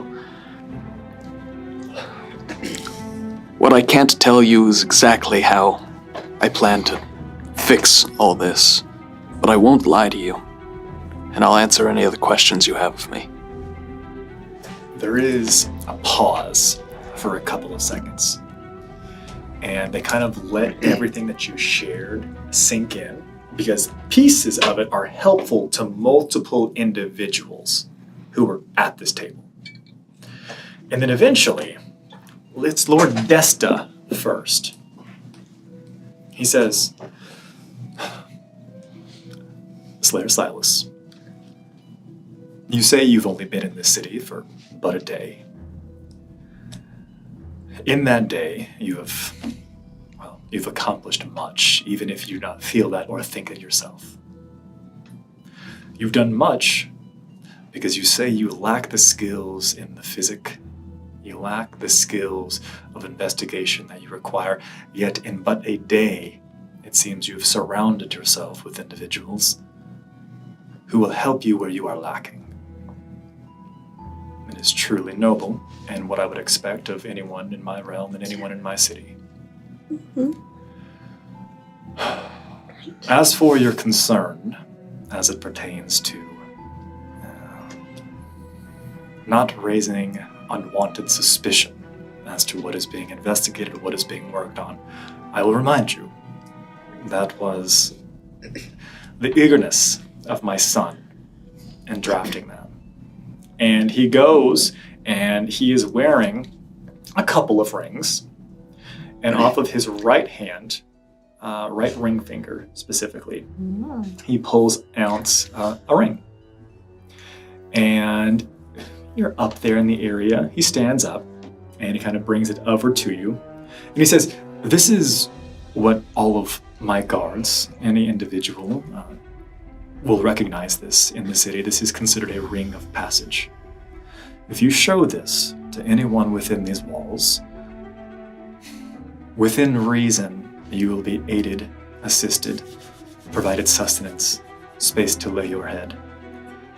Aid will come your way, nor will you be stopped or questioned if you find yourself maintaining the right side of the wall within my city. This will also ensure that if you need to speak to me, you will not be stopped at the entrance to the manor. Silas, you have provided me with much to consider. For at the core of your report, you remind me that in the last 24 hours, I have lost my people. And he looks out to the table of folks here, And he says, and no amount of planning will change what has happened. We cannot take this back. But I hope we can prevent another such travesty. And with you, Master Silas, I look forward to working with you and the help you will provide my city. At this time I ask, is there anything that you need of me? Should you wish to make addendums to your contract, your word and mine matters little to the guild. And you can watch as and I he will kind of whispers, provide again the contract that I have been given. Okay. He'll keep it this time. He'll keep it this time. And he will say, I understand. If there are things that we need to discuss, we will speak first. Make addendums as necessary. Until then, upholds what you are agreed to currently. And then he sits back in the chair and he looks around and you see that everybody is waiting for that tense moment that hasn't been spoken yet. I wish, Master Silas, that I had an opportunity for you to explore this at full length. I do not know the time span in which you typically work in these endeavors. We have a visiting retinue from House Liren visiting us in less than 1 week's time. I would hate to welcome another noble family into my walls when we are still plagued with whatever this is. What I am asking you to do is to tell me if it is safe for them to enter my city or if I should turn them away. Doing so will cause strife and division between our families, but I will not risk their lives. You want me to tell you now? No. I will give you as much time as I possibly can. I cannot do much more than a week installing them on the road.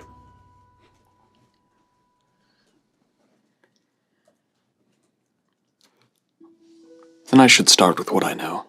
I'll need to see that body before the priests get a hold of it.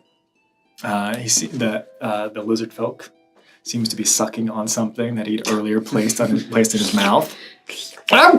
What? What did you say? The body. What about it?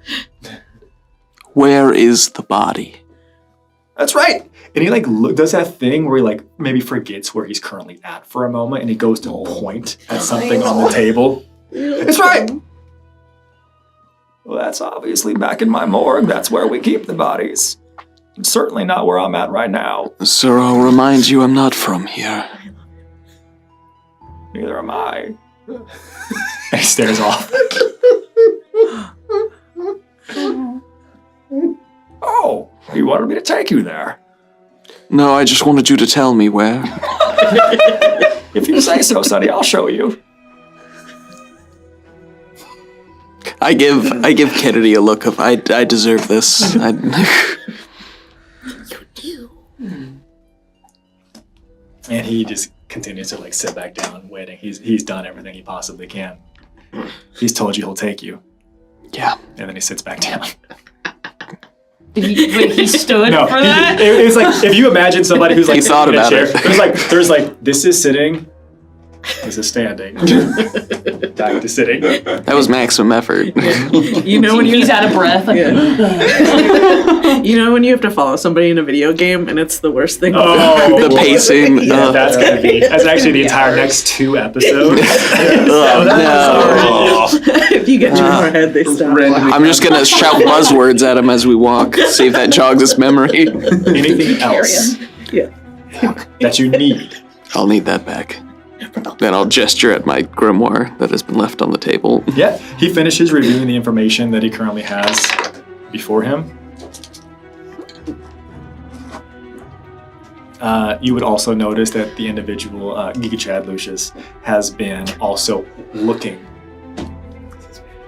over the shoulder and watching, seeing what is in there. Doesn't make any attempt to touch whatsoever, and is probably a solid 10 feet away up against one of the other pillars, but is looking intently at what you have described, what you've drawn, what you've created in there. I copied Icarus's Beautiful drawing. Very good. Very, very good. Thanks, Icarus. Miss you, Icarus. Never forget. And at that point, The arms of an angel. Yeah. Lord Desta Esters scoots his chair away, and before standing up, says, "If there is nothing else, Slayer Silas, then I give you free reign of my city. I encourage you to report back with reasonable intervals. I will not expect daily updates, but I hope you understand the haste in which I plan to send a message to House Liren. I would hate for them to be knocking at my doors when I turn them away. With that said, I will do my best to delay." And he looks around. It is unfortunate how we find ourselves gathered around this table today. I oftentimes find a great joy and pleasure from our time together. No such joy has been brought to me. The reports are somber, yet I appreciate them. If there's anything I can do in any of your areas, please do not hesitate to ask.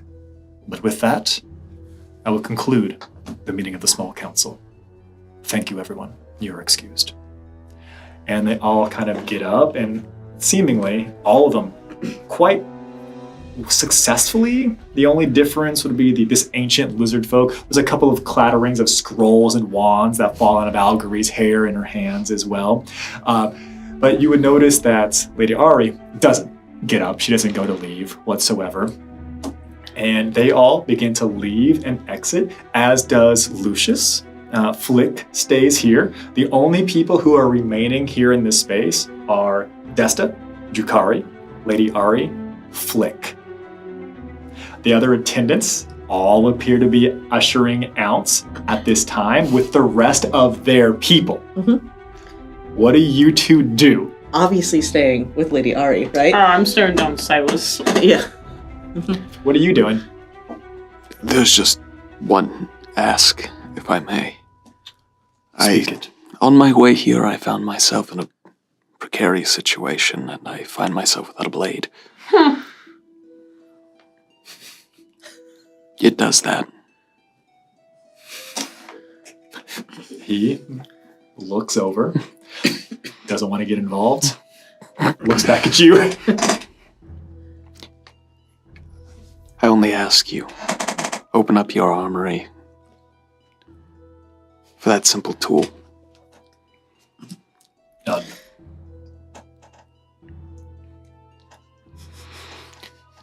I'll let you sort out these family matters.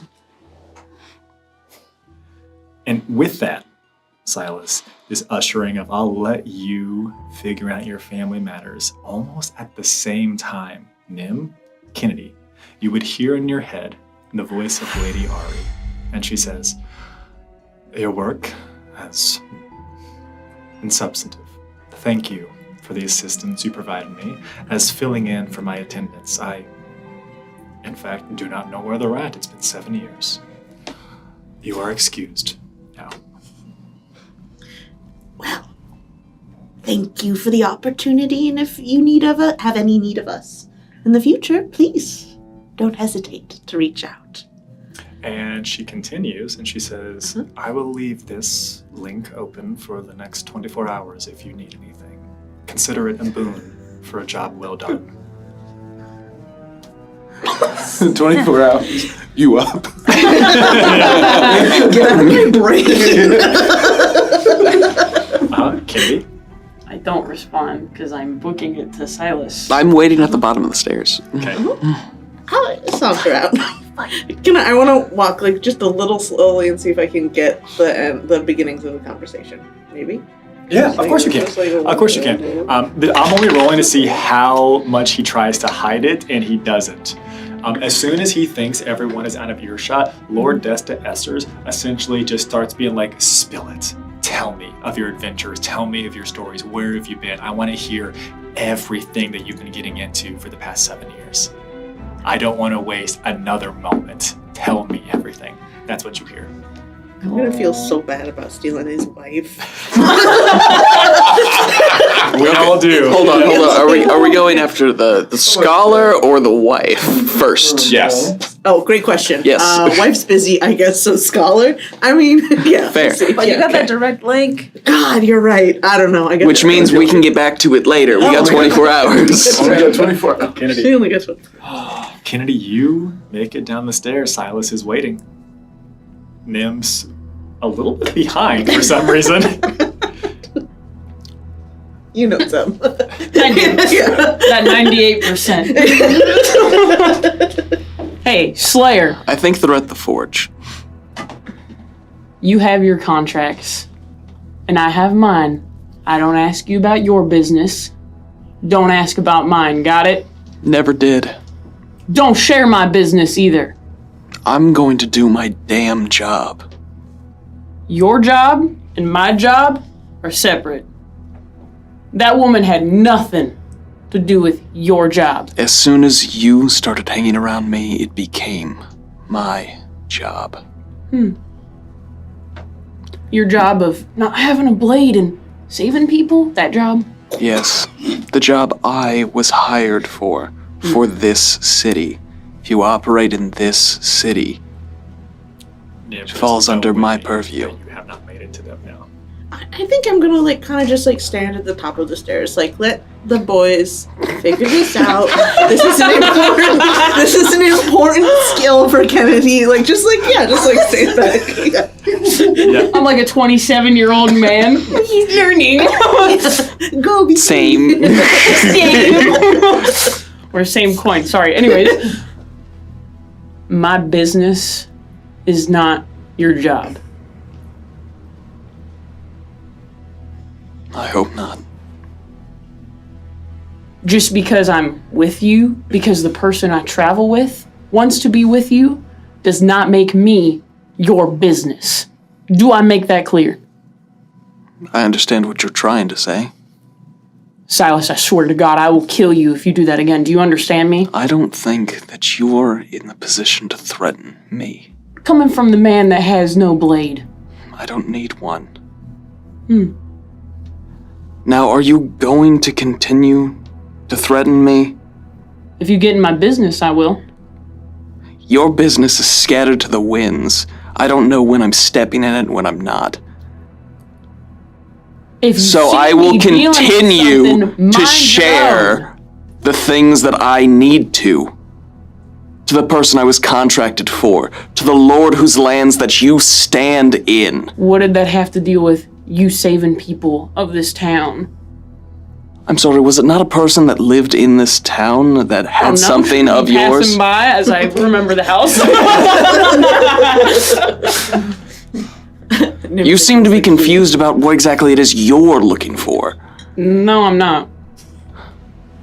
I know exactly what I'm looking for. Is it that you just don't know how to find it then? No, and I'm that on the maybe right we could be track. similar. But until then, until you can give me exactly what I need to steer clear of, sometimes those paths may cross, and that's something you're going to have to learn to deal with.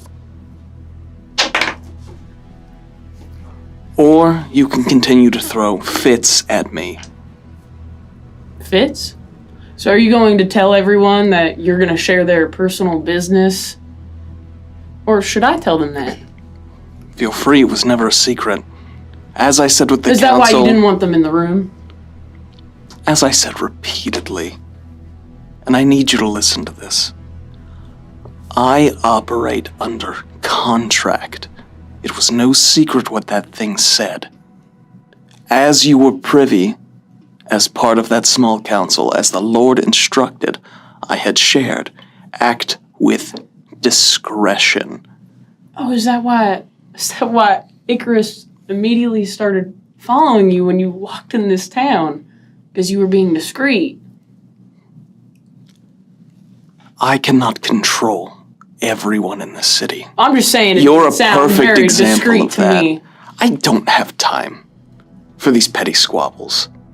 There are people dying every hour. If you want to continue this, find somebody with more free time. And I'm going to just turn and begin to walk out. Okay, well, hold on. We have to go back a little bit. That was a very, very powerful, potent exchange. And as far as I was aware, you've barely got off the stairs of the gazebo. Yeah. Okay. Which earlier we've discussed is really only about like a 3 to 4 foot thing. Yeah, I wasn't being subtle. Yeah. All right, I just wanted to make sure we're all on the same page. Yeah. Can I look back, like during while there? Yeah, because you said you stayed at the top of the stairs. Yeah, can I just kind of like glance back and see how like the Esters like listening to this? For like the first like 10 or so seconds, that could be anything. Yeah. But then it went on for a little while, and they have stopped their conversation. I kind of want to like be like, wow, right? And then you would see that Flick, who was also sitting at the table, like with the family, gets up from the table and walks over towards you. So we're going to say this is what happened during this conversation. Sure. Flick comes over to you. Would you mind asking them to keep it down? Oh. The family is trying to reconnect. Imagine this is when it like escalated, like right after this. Wait just a minute. You're so right. It's such a delicate moment, like reunions like that, and you want the right ambiance. Like this is like a little. I hate you. Like, stay out of my business. What the fuck is your business? Boys will be boys, but I'll get them to take it somewhere else. I know. I'm sorry. I died inside. Flick cracks open a cold one. Cheers. No. Raising boys, am I right? Oh my god. It's just like. And then Flick gestures for you to lean down. I lean down. And then as you lean down, he kind of whispers, it's still hot, goaty breath. Sick. Right? Yeah. And he says, if I were a bounty hunter or a slayer, and I was new to a city, I would mind how I carried myself in the presence of those who rule such a city. That's a really good point. I'm kind of surprised I didn't think about that. Do you have any other like tidbits that I can share? Did. Yeah. And he like pulls back away, and you kind of feel the natural point. Like I'm allowed to stand back up now. You leave, right? The goat area. And as he looks to you, he says, "Yes, leave." All right, we're going. All right. And I'll walk down the stairs like, okay, all right, let's go. They're wrapping up their conversation. Like breathing heavily. Yeah. Like, oh, did you guys figure it out? I'm so glad. But unfortunately, we're putting like a tiny little kink in the whole reunion of the royal family, which we would... Am I still walking, like, turning to leave at this point? Oh, okay. Which... Kennedy, let's go. Obviously, Silas, you know this. You're very professional. What? Like 3 to 4 feet away. You know that this is like really, we should keep our business separate, obviously. You both know this, but let's carry on. Where are we going? The forge, you said? Earlier, right? Oh, good. Glad to hear it. Let's go. I'm glad you caught all that. Yeah. Oh, of course. I just wanted to give you like, help you feel comfortable, but we've just got to keep moving Walk on. and talk. Yep, walk and talk. The doors open, the royal guards split the space. You all begin to walk in there. The doors shut behind you. You're standing between two armor statues. And you are alone in a hallway, and you see someone come walking around a corner, and it looks like they have been making their way down several hallways, like they've been dusting some portraits.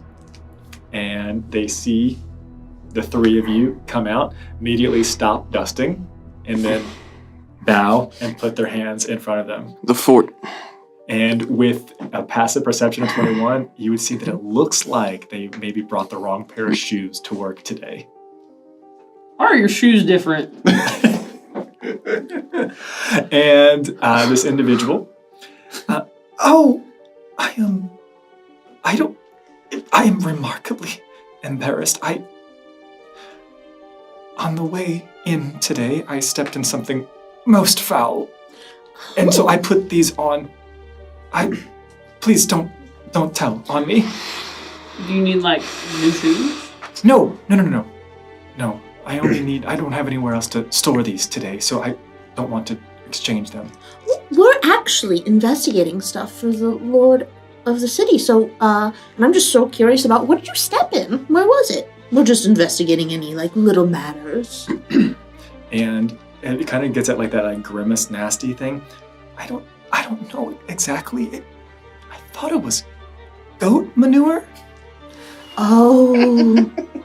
There has been an epidemic of that. Thank you for bringing it to our attention. Do you need your shoes cleaned? Oh, I'll do it when I'll do it when I get home. No. They're not here. Oh, all right. I was going to say, we could clean it for you. I know the perfect person to clean your shoes. Do you want my shoes? Not the ones you're wearing, the ones that are dirty. Because I know the perfect person to clean your shoes. I was going to clean them myself. No, you shouldn't have to, because, you didn't mean to step in that. Well, I don't get off work until later tonight. That's fine. I'll come collect your shoes. Make an intimidation check right now, because that is the most intimidating statement I've ever heard. I'll take your fucking shoes. What size are they? I'm not trying to be scary. It doesn't matter. I was intimidated when you said that. Make the roll. It's an 18. Yeah, fuck! This girl is very scared. You're gonna steal her shoes. Oh, wow. That's like some Anton Chigurh stuff right there. Making What kind of friends shoes in is the- she wearing? They appear...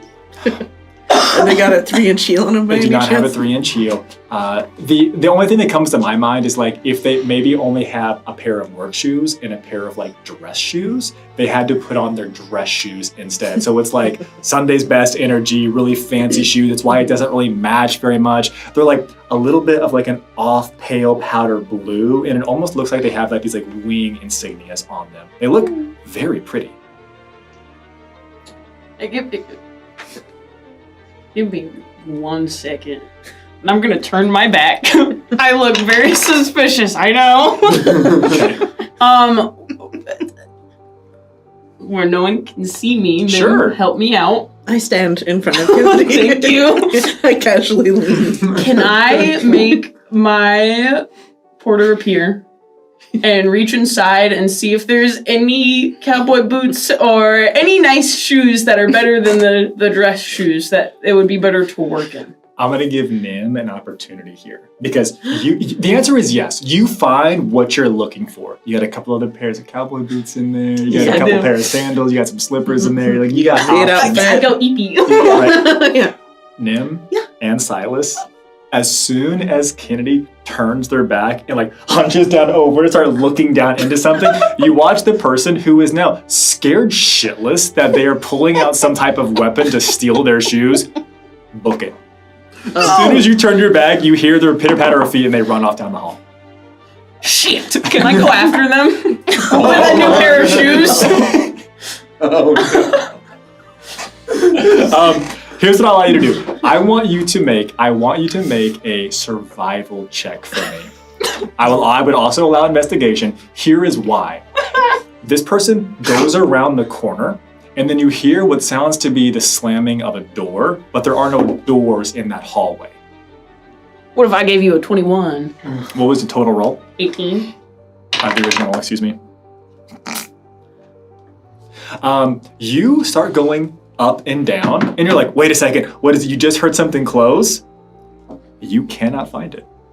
Fuck!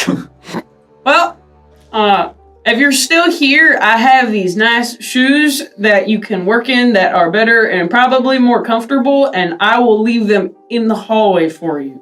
So you don't have to work in your dress shoes.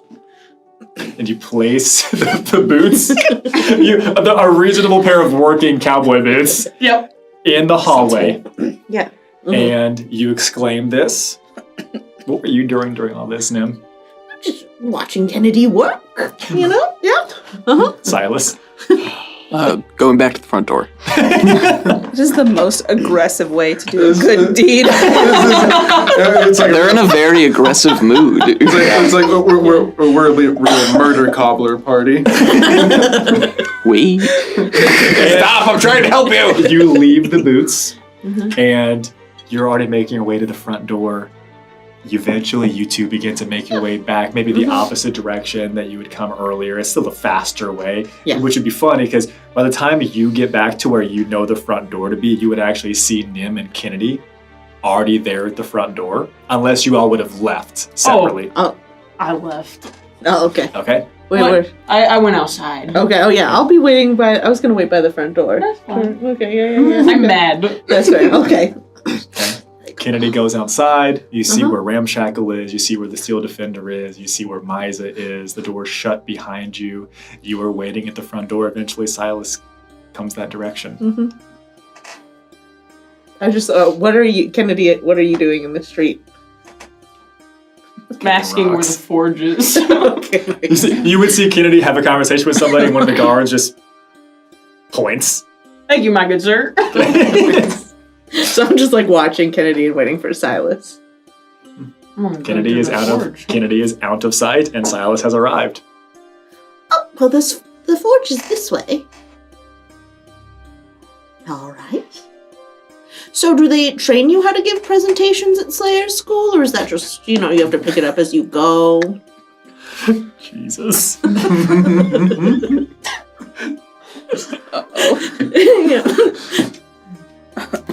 I'd like to insight Nim. Sure. I'm specifically looking for, does Nim really care, or is Nim just remarkably uncomfortable and trying to fill the air? That's it. She's a pot stirrer. Let's find out. Yeah, that's the real answer. That's the real answer. So I believe... What'd you get? The total on that one is going to be an 18. Oh, nice. Let me... I guess I don't really... You can attempt a deception to hide your true meaning and intention behind this. Yeah, sure. I don't know. It's a little cut.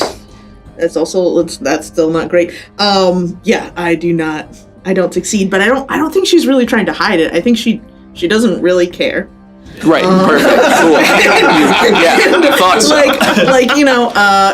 This seems like a weird question after that exchange. Just trying to make I don't think she gives a damn. Yeah. I think she's just curious, just making conversation, just trying to see how you'll react, just kind of trying to suss out. Yeah, exactly. Yeah. Come on, subject 63. Yeah. Yeah. Did you say that out loud? No. No. Okay. Wow. You really think they would? That? Maybe that's a suggestion that we can make to the guild, just for more support. They're not ones for suggestions, unfortunately. Wow. We could make a suggestion about that, because that's the best way for anyone to improve, don't you think? I mean, you, after all, gave me a great suggestion that I should take others into consideration when making my moves.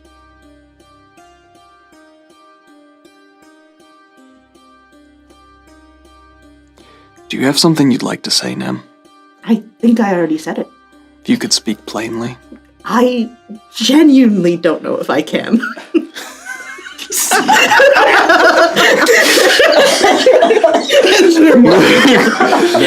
And I'm gonna stop.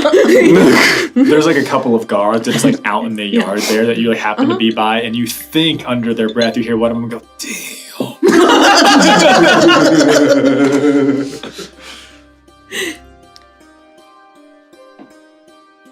I assume you're referring to your companion, Kennedy. What do you mean? Am I reading too much into this? I asked you to speak plainly. You sounded confused. Oh, yeah. I thought we were just talking about the guild and how they should really accept suggestions, and that you offered me a suggestion. Quite pointedly, you responded. I'm just asking, what is it you want? Really, I'm just curious about you.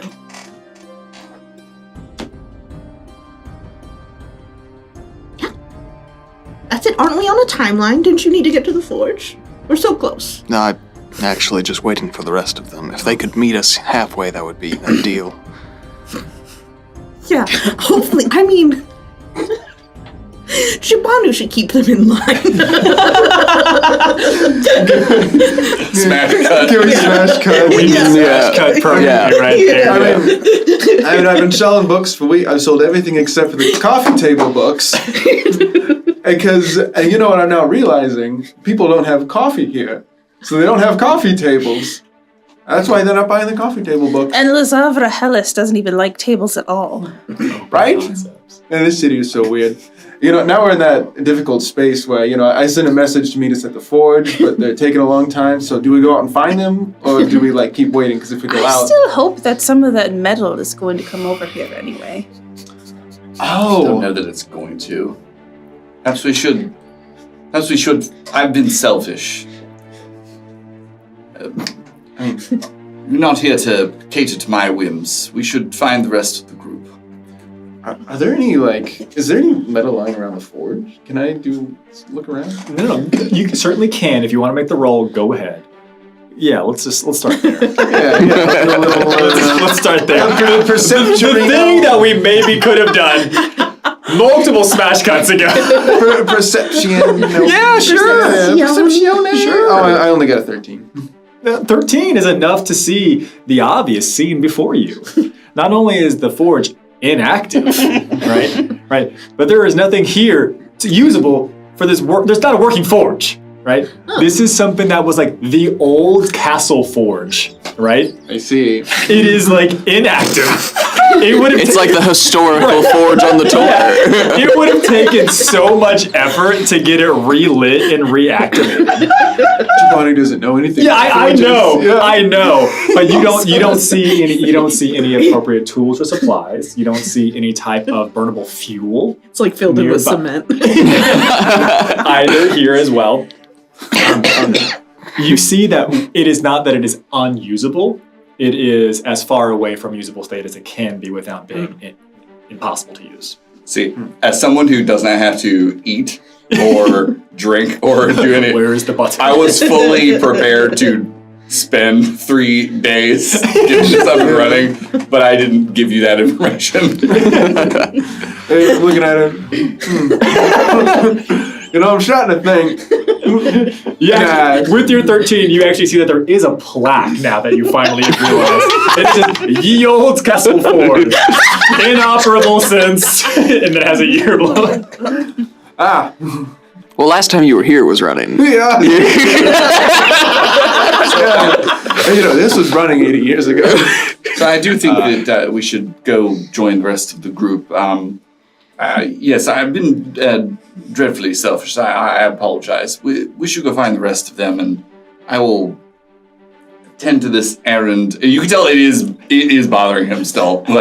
I will attend to this errand at your leisure. Kennedy, around this time, you come walking around the corner. You've been directed by some kindly guards, and you would see that it looks like Jabadu's pointing to a plaque next to a forge, and that they all appear to be beginning to head towards you, although they're still in this courtyard. Yes, let's go back to the animals. How long have you guys been standing here? Oh, maybe 10, 20 minutes?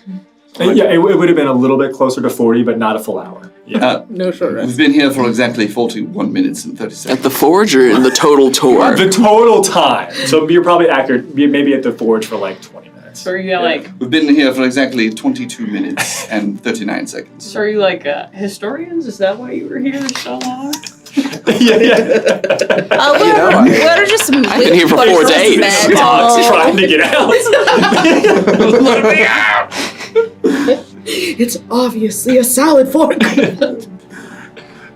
Yeah, we're, I just like old forges. Nim, Silas, you were still up around the front of the manor. You were just a little bit past where the Steel Defender, where Ramshackle is, and where Mize is currently at. And you were probably still, realistically, maybe a couple of 100 feet away from where you had just seen Kennedy turn into one of the inner courtyards away. It's a little bit of a conversation that went by. It doesn't really take all that long to go a couple of 100 feet. And you would hear bells similar to the harbor bells, only they're a little bit higher pitched. They must be smaller of some kind. And they begin coming from inside the manor itself. And you would see that the doors, which are currently shut, get thrown open. And you would watch as a couple of those royal guards come barreling out the front. Seeing this, I'm just going to be like, oh, Lady Ari, do you require any assistance? And you would hear immediately in your head, I haven't the slightest as to what this is. Oh, well. Do I hear that too, or is You it? do. It's a party line. Well, we'll investigate and report back. You all begin. I'm going to describe one more thing, then I'll give you an opportunity, Giovanni. The bells, the alarms, seem like they're getting louder, as if they're spreading out from inside the manor towards where the courtyard currently is, until there is a resounding bell toll up above. And you can see now on the raised ramparts and the parapets of this area that there appear to be more armed guards with crossbows and longbows beginning to man this appropriately, looking for something, looking for someone. Something is going on. Giovanni, I heard you next. Were you going to say something? I was just gonna say, in my head, Misa, to me. To me, Misa. And Misa, immediately, you two especially, would be able to see still, because you can almost see where Kennedy just went, and you can still see where Misa, the Seal Defender, is. Misa kind of begrudgingly gets up and just starts walking that direction. Not a ton of hurry in Misa's gate currently. So there's a bunch of guards around us that are getting up in arms. Appears like that there were individuals who came out of the manor that came up to essentially be what we would call the forward guard. The alarms go off, they've come out from inside, and now they're standing additional duty at the front. There are a couple of mazes and gardens that I described earlier. Guards that have been doing some type of patrol duty come out of those as well, and they all appear to be positioning themselves at major entrances, exits, or potential points of entry in and around the manor.